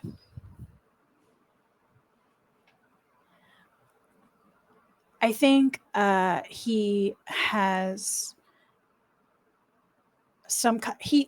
for most of his adult life, he has worked in some form of some agricultural profession. So I think he is big built but very strong, like broad shoulders and like the type of figure that would be imposing to small children. Yeah. I'm not saying we should do this, but I just had this flash where I kind of want Klaus to be actually Santa who got on the train to take a rest from being Santa. And for some reason, I also think it's really funny that we're like, okay, people turn into animal folk when they come on this train, but the people who live in this town are not animal folk. they're like tieflings. Yeah. So Santa somehow got turned into like kind of a tiefling of himself and was hibernating here and has now been awoken as the station master. Yeah, what I love also about this is like the tieflings, tiefling-esque beings of the town are just like looking at the animal folk and like, ugh, tourists. Yeah. I just realized why. because I think I was the first person to say, oh, Station Master kind of Santa-esque. And I just realized this because of Polar Express. Like, I'm like, why am I thinking so Christmassy? It's because of Polar Express. So maybe if this was turned into a movie, Tom Hanks plays Klaus. It makes complete sense to me that our random stream where we make stuff up should be made into a movie. Yeah, I think so. They're turning so many things into movies now, so that's true. I really want to see them CG our swarm of birds. Yeah. Okay, so I think let's each draw one more card, and then we'll get into the kind of resolution phase where we get to spend these points that we have. So Alicia, I think that's you, if I'm keeping track correctly. I just drew the Queen of Diamonds. Okay, so I'm not keeping track correctly. But we'll still each draw one more card. I was like, oh, I'm starting at the beginning. I'm not starting at the beginning. It's my turn. Okay, Queen of Clubs. Queen. Describe the station's appearance. I feel like we've also described the station's appearance a lot. So I think I'm again going to break the rules and draw a different card. Oh, and I got an ace. So we got the approach. Third progression card. Yeah, the progression card. And so you get points. And I get points. And you get points. Finally. Let me get myself the points. Okay. Describe the train changing tracks is the prompt for this one, which I'm glad I don't have to answer because I have no idea what I would say for this. What do you think, Alicia? Do you have an idea? I think in a way we might have already discussed this when you talked about the idea that like the birds are like laying out the tracks the way that they would fly. So I feel like that is actually just the changing of the tracks, is that the birds kind of like do a little formation and the tracks change into the way they need them to, as opposed to being like a physical crossing of one track onto another. Yeah. You know what? I feel like the birds that used to bring this train here, like I feel like in the larger bird community, there might be like a handing over of the proverbial baton of like, you're in charge of the trains now. And so I think that the flock of birds, the murmuration that would be in charge of this particular train is hasn't been appointed for a while, maybe through some oversight. They're new. Or yeah. So I think, and their migration patterns are different. So it's just kind of taken a while to find their way back to this route. So I think maybe that used to be. Actually, I'm going to go ahead and not name any birds because I'm very bad at knowing migration things.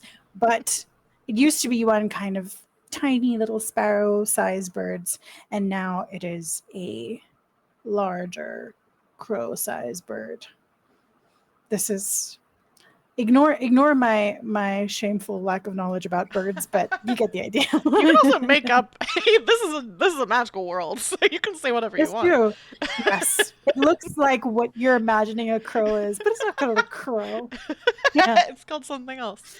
I like the idea of the birds kind of laying the track as they go because it is reminding me of that. Like Wallace and Gromit, where if people have seen like the GIF, I see it all the time, but where I think the Gromit is like in a toy train but runs off the tracks and so has to place the tracks really, really quickly in front of the toy train.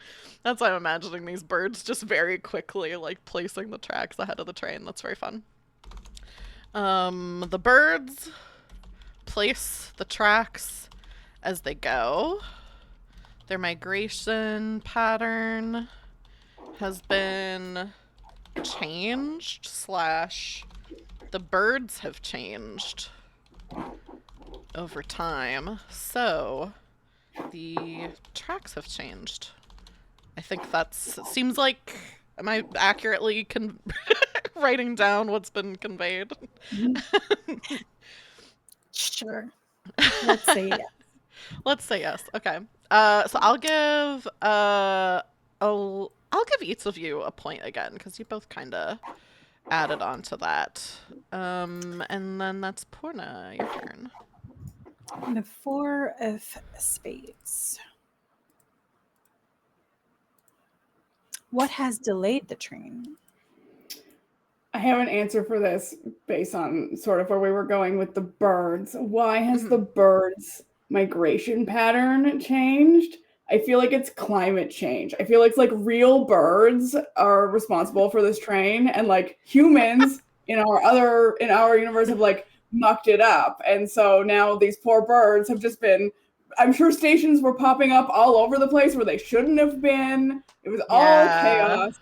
And now the birds have like found their way back sort of through this new way. It's why it's taken them so long, because they had to go way out of their way. Yeah, I agree. That makes complete sense to me. Also, it occurred to me that so it's also kind of like it is a almost healing process for the humans. I think it might also be kind of healing for the birds when they do this. But I was going to say also, I think it would be fun if it's also a turn of phrase in this town to say like, koalas are people too, or whatever, because all the animal folk are actually humans. I love that. That's really fun. So I put. Oh, go ahead. Yes, yeah. And I put climate change on Earth has messed with birds across the multiverse. You heard it here first, folks. And then Alicia, that's your turn to draw, I think, our last card for last one. The stream. 5 of diamonds is I can't see that, it's kind of cut off. How will the train's arrival be announced? What a fitting last card.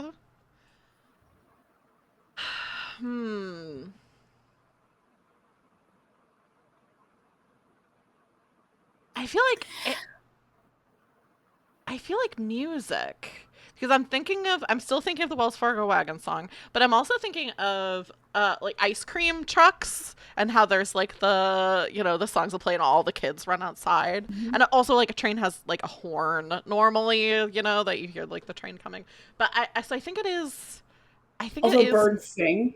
and birds Mm. sing. Yeah, so I think it is music that like from in the distance there's this song, and even though it hasn't been heard here for so long, people just feel and know, like almost on like an instinctual level, like this is the sound of the train, is this kind of wordless song that kind of echoes and gets closer.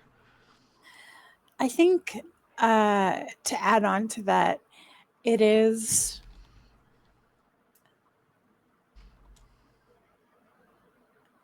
um, it evokes the feeling of having a playlist on shuffle and your favorite song comes on, and Yeah.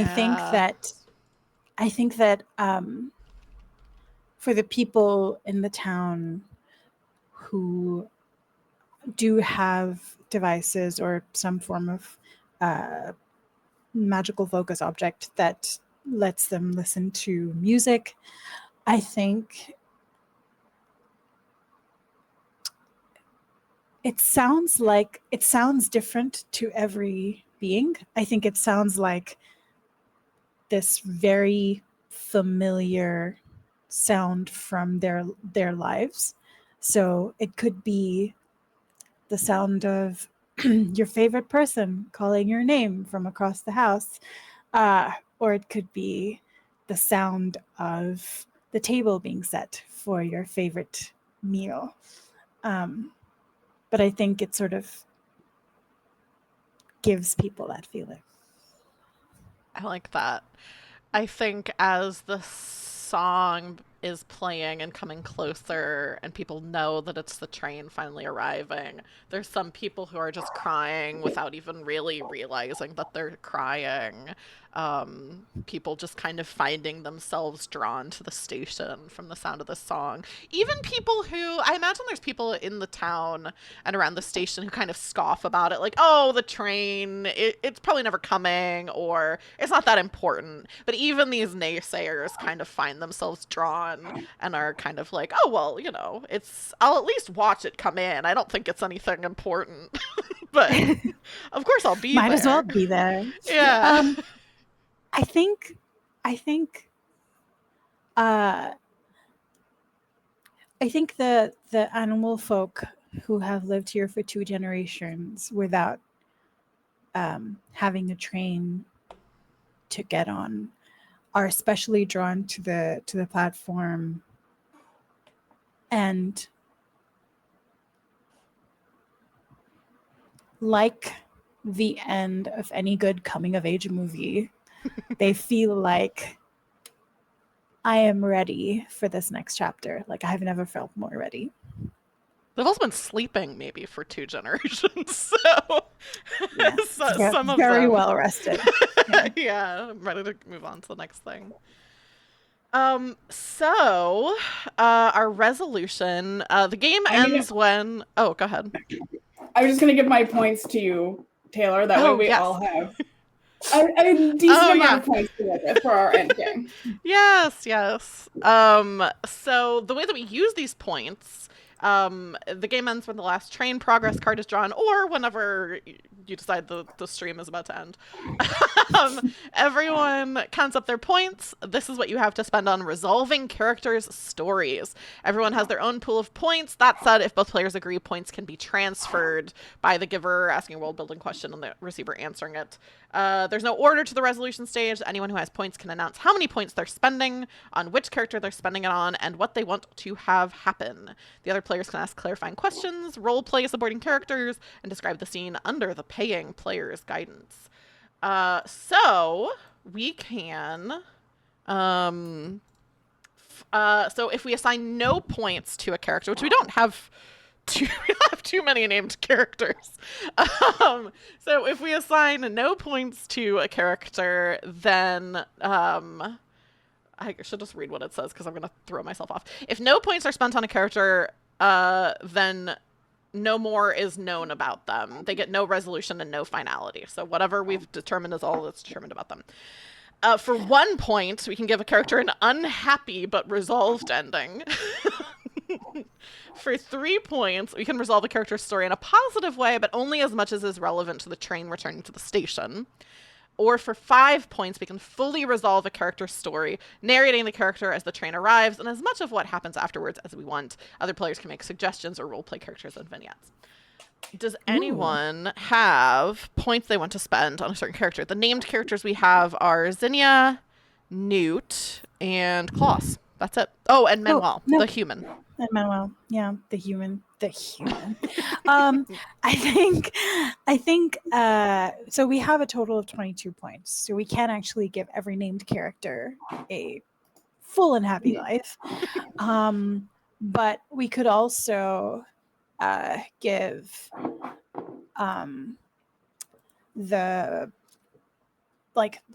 we could give Xenia, Manuel, and Klaus the 5 points each, while giving also the station 5 points, because we can treat the station or bits of the station as a character.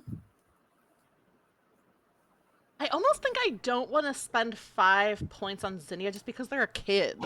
So I almost feel like giving them like not like a fully resolved ending because they have so much life left to live, you know. So maybe doing 3 points to resolve a character story in a positive way, but only as much as is relevant to the train returning to the station. So maybe I'll spend 3 points on Zinnia.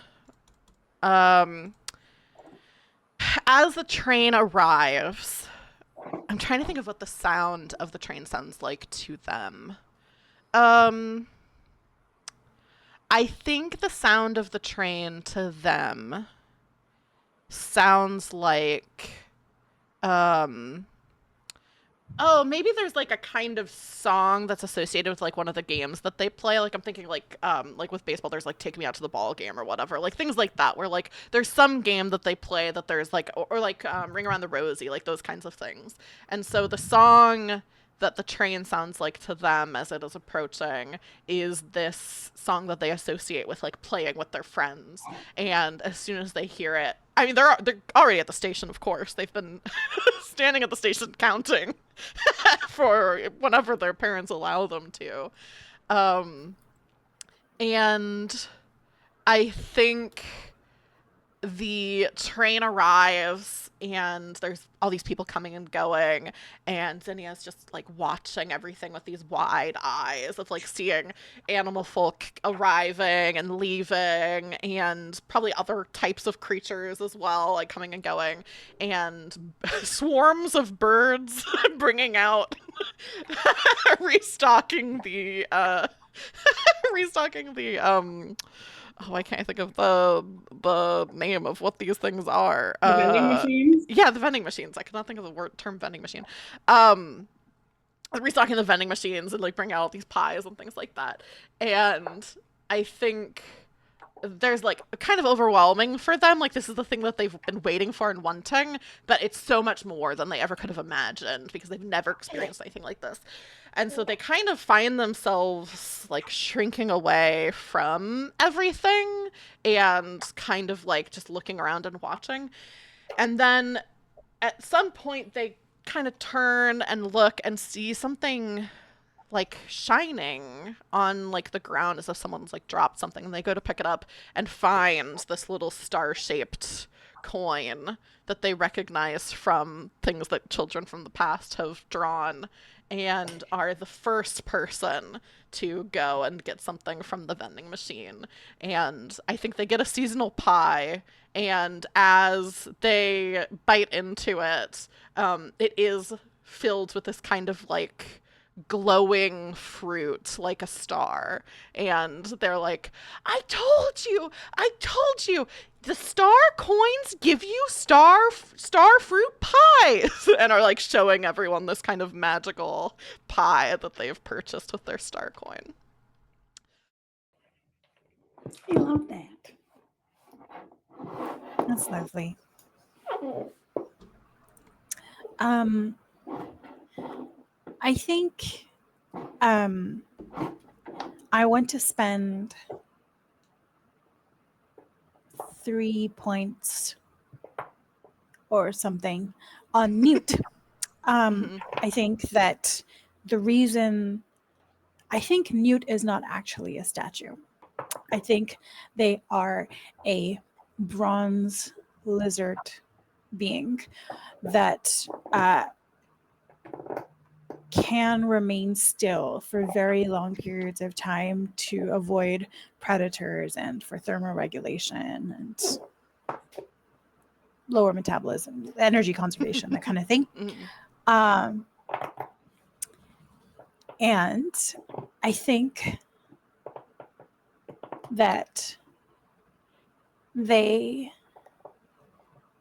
come alive for 2 reasons. One, because the train arriving is exciting and all of this stuff, obviously, but also the station master class has come into their own, and I think Newt has had a crush on them for a very long time. So they're finally like, oh, look, I can move. And then they're like, I guess now I can make a move. And here we are. I love that. Newt's just been waiting for love the whole time. Oh. That's fun. I like that.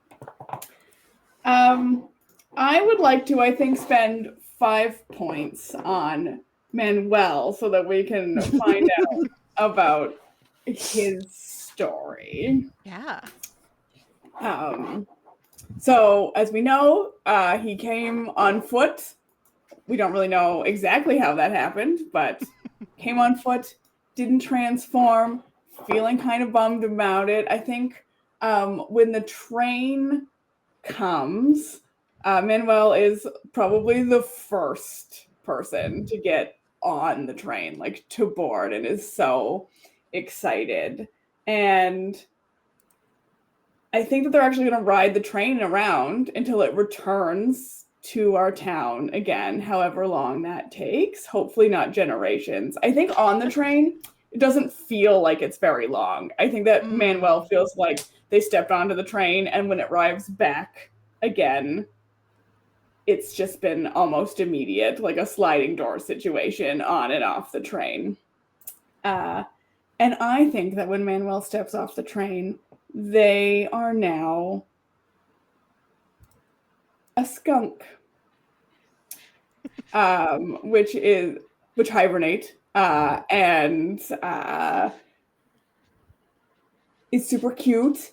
And I think that Manuel never wants to leave. I think that Manuel becomes their little skunk animal folk farm and joins the town. And because they're a skunk, I think that they run a perfumery. I think that they have a little store, they set up shop, and they just sell lovely scents to people and live their best life. And maybe they become best friends with Newt and Klaus. I love it. I also think that their shop, their perfumery is called Le Pew. Because why not? Yeah. I think I'm gonna spend my last 3 points on not a person, but an aspect of the station. Kind of building off this idea of this perfumery. I think that as the train is coming more regularly to this town, and like all these different places are kind of being brought back online, and the train is returning to places it used to go, appearing in new places. I think that more and more shops start to pop up around the station, and like even kind of like close to like the tracks of the train, where it's like as you're coming in, like you can see these little shops with like their signs of like, oh, I want to go to that shop as soon as like the station stops here or whatever. And I think a lot of them, because so many people who come here turn into animals who hibernate. I think a lot of the shops are like related to sleeping or like having a better sleeping experience. So there are shops that are like there's like a pillow store that has like all these different kinds of pillows, and even like some of the pillows can play like soothing sounds because like simple magic is pretty common here. So there's some that like play little sounds, or there's some that are like advertised as they'll like give you good dreams and different things like that. Or there's like a blanket store that's like it'll kind of help regulate your temperature. So like some creatures normally would like burrow underground to hibernate, and with these blankets it's like you don't need to burrow underground, you can just like put this blanket on yourself and get like right to bed. Also there have to be hotels as well that pop up that are like long-term hotels. Borna, you look like you want to say something. I was thinking, just because I think this would be so much fun if it were real, that it's not. More studies need to be conducted into whether that is actually possible. But these products are sold that say, if you wear this charm, this necklace, this whatever, your internal like alarm, because you don't really have alarms in this world or in this town. So it sort of like helps your circadian rhythm stop trying to freaking wake you up. But it also that means that is stored in this charm, that like residual waking up in the morning energy, so that when you re-enter the waking world in wherever else you go, it gives you that extra like pep in your step, like kind of extra energy to deal with the disorientation of re-entering the waking world. Like a jet lag protection charm. I love that. That's so cool. Yeah. I also just love like like the idea of uh like how there's like patron saints for certain things in like the real world, and you can get little charms that it's like patron saints of like travel and stuff like that. I always find that those types of things really fun. So I love the idea of a charm that's like put this on while you're sleeping and it'll help make it so that you don't wake up, and then also when you do wake up you'll be energized. That's great. I'm out of points, but you two both still have points. What else do you want to spend them on, if anything? Good question. I have 2 points. So you can give two people unhappy endings. Anyone an unhappy ending. I feel like that's not the vibe of the world we created, to give people an unhappy ending. Yeah. You could give an incomplete ending, so you could just like a little snippet, like this thing exists in the town, and not necessarily go into detail about it. Or the two of you could collab, because together you have 5 points. So if you wanted to collab and give one person a full ending, that's also an option. I'm happy to do that. I was thinking another person we could sort of give an ending to is the conductor. It's our swarm of birds. Oh yeah, that's true. Yeah, I think because in a different TTRPG, like I have played a character that's essentially made up of hundreds of shadows. So I think that it would be like that kind of like a hive mind consciousness being. What do you think happens to them? Oh wait, but they're the train driver. So you mean the train driver or the like? Yeah, the train driver. I've been like they're driving, they're conducting. Who knows? They're like they're responsible for the train moving. Yeah. I don't know what I think happens to them. Do they find love in a hopeless place? I think the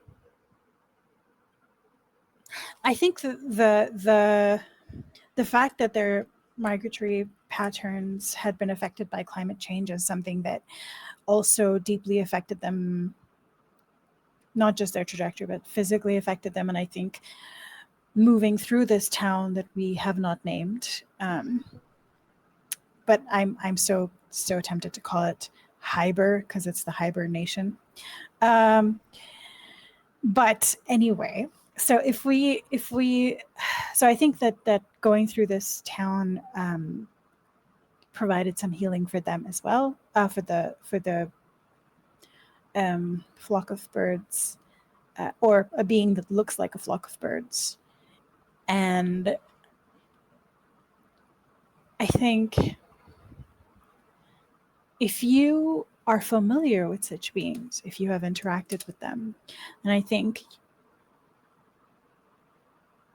compared to if you had looked at them before and if you look at them now, you see that before, the pattern for a while seemed panicky or jerky movements and sort of like fatigued, but like giving yourself that extra push of energy when you need to do something. I think now the movements are much more fluid, almost like a ballet. So there's like the movement is a lot more like watching a person, a swarm of birds person is very soothing. It's like watching moving water. And so I think they end up also because they're not always on shift. So when they stop in the town, I think they do like a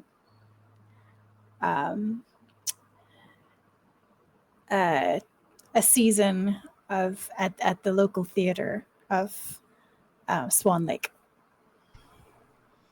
or equivalent.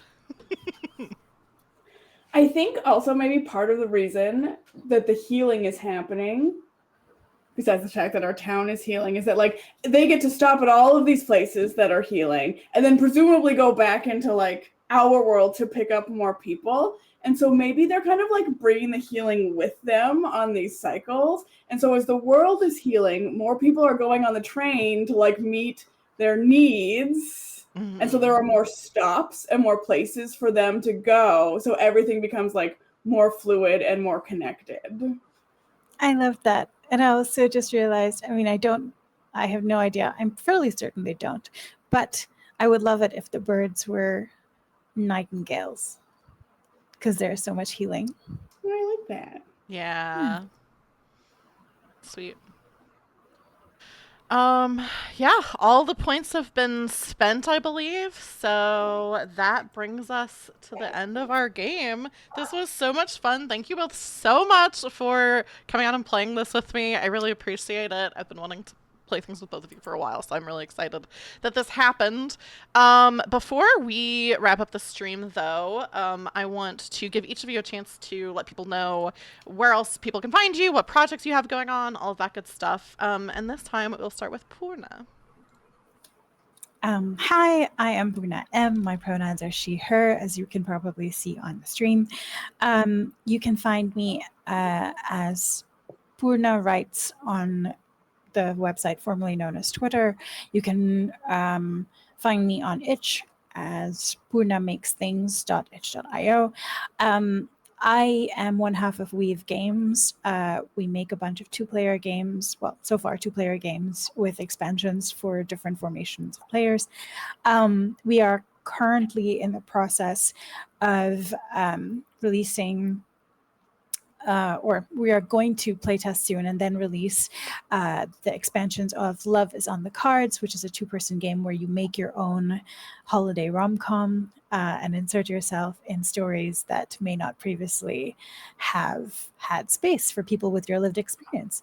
We are going to have a South Asian cinema expansion. We're going to have a solo journaling expansion, a polyamory expansion, and also guidance for people who want to maybe just spend a session of their home game creating a little love story between some characters.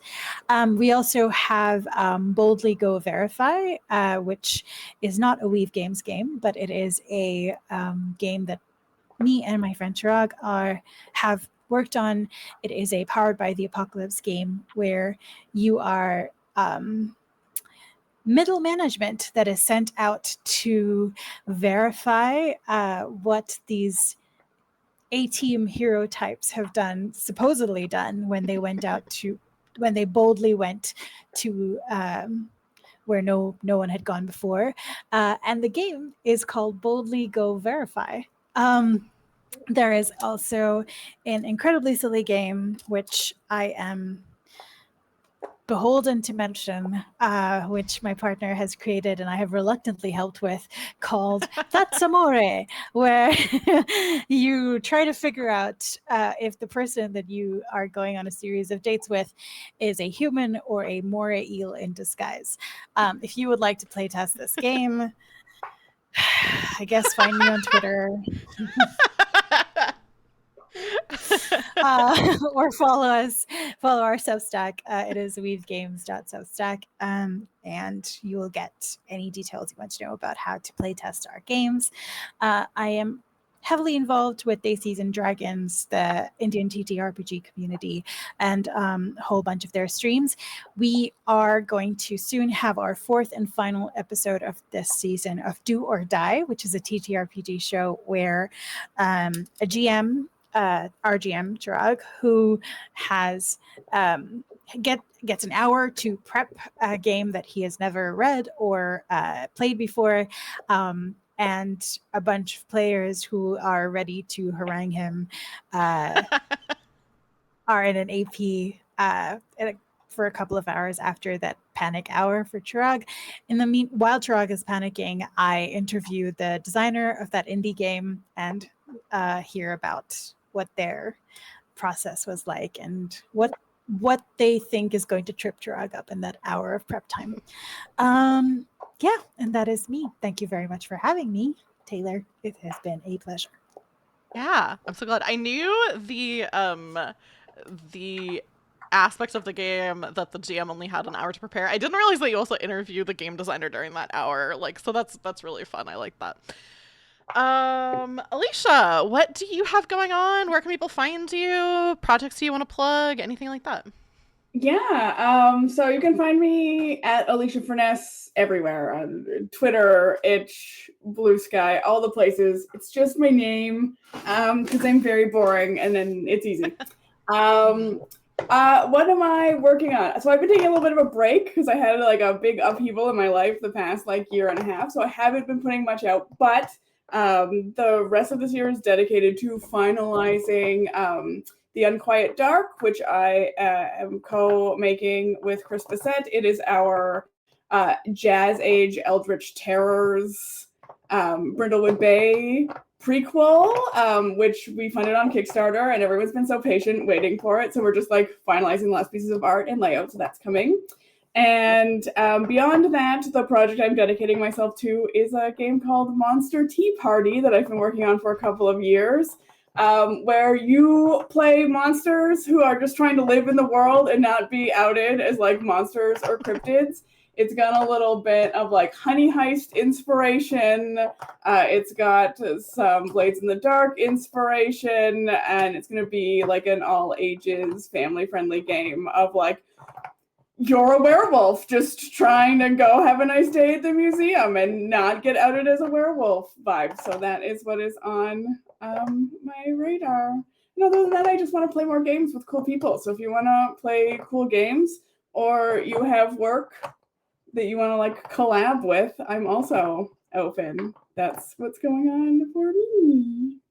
Very cool. Love Brindlewood Bay. Love Chris Bissett. People who watch this channel, I think I played one of their only games that's not really scary, so it's maybe not a good representation. But I have played Under the Floorboards. Yeah, which is one of my favorite games. So I do find it's really funny that Chris and I like have like matched up and we've worked on multiple things together because like our design aesthetic in that regard, like they're very into like the horror genre and I am decidedly not, but I think that's oftentimes for fun collaboration. Yeah.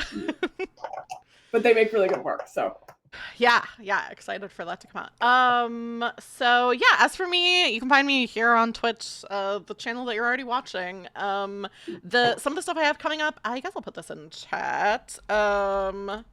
Next Saturday, so not tomorrow, but next week, I have another stream that's going to be my Over the Table series, which is where I have people on and we talk about Reddit stories that are specifically about TTRPGs. So this coming stream is going to be TTRPG Am I the Asshole stories.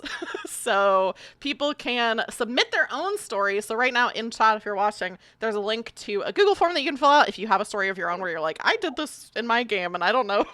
Am I okay? Or if there are stories on like Reddit or other places like that that you're like, oh, I would love to see what you think about this. You can submit either of those types of things, either by emailing rollforfelicity@gmail.com or by filling out the form. Both of those things are fun. And then my non-TTRPG streams on Monday and then next Friday I'll be playing The Witcher on stream. I'll be finally playing the third one. I was playing the first one for a while and then I was like, I'm not having fun. I'm gonna play the one that everyone likes. So I've been playing those. That's been very fun. But I think that's everything. Oh yeah, go ahead. I just wanted to say that if Taylor Felicity reaches out to you to play a game on this channel, then you should definitely say yes, because it has been really beautifully organized. I really liked the way that the emails were structured. I really liked the amount of clear information and that all the information was in one place. And I would be saying this even if you hadn't sent me an email saying you are a goddess. So, Yes, I'll also vouch for both of you. Great to work with, great to play this game with. So anybody who's watching, get in contact with these two. They're great. They're super fun. The other thing I should mention too, before I sign us off the stream, is if you liked watching us play this indie game, this is part of a series that I'm doing called Incredibly Indie. It's not always these two guests. But where I play, I realize this if you like us playing, it's like, well, that's not what the series is. This is not us three playing these games. You're just like, don't worry, I'm not calling these jokers back. No, I just don't want to disappoint people to be like, oh, it's always these three. But I have a series of guests that come on and play these indie games that game designers submit. So if you like this, you can check out a bunch of older streams on YouTube that are all in one playlist. It's called Incredibly Indie. But also, if you want it to be just us three, then you should also say that. So these three again. Yeah, your if you only want option is not, oh God, don't have these people back. That is not my intention of saying that at all. But yeah, get in the comments if you want the rest of the series to just be us three and I never have other guests on again. That's also fine. There'll be a lot of birds. A lot of birds, a lot of me stealing from musicals and Neopets, which I stole. Puns. A lot of puns. All right. Well, I think that's everything that I need to say before we wrap up. So do the two of you want to say goodbye to the chat and goodbye to the YouTube pod? Goodbye. Goodbye. Thanks for watching.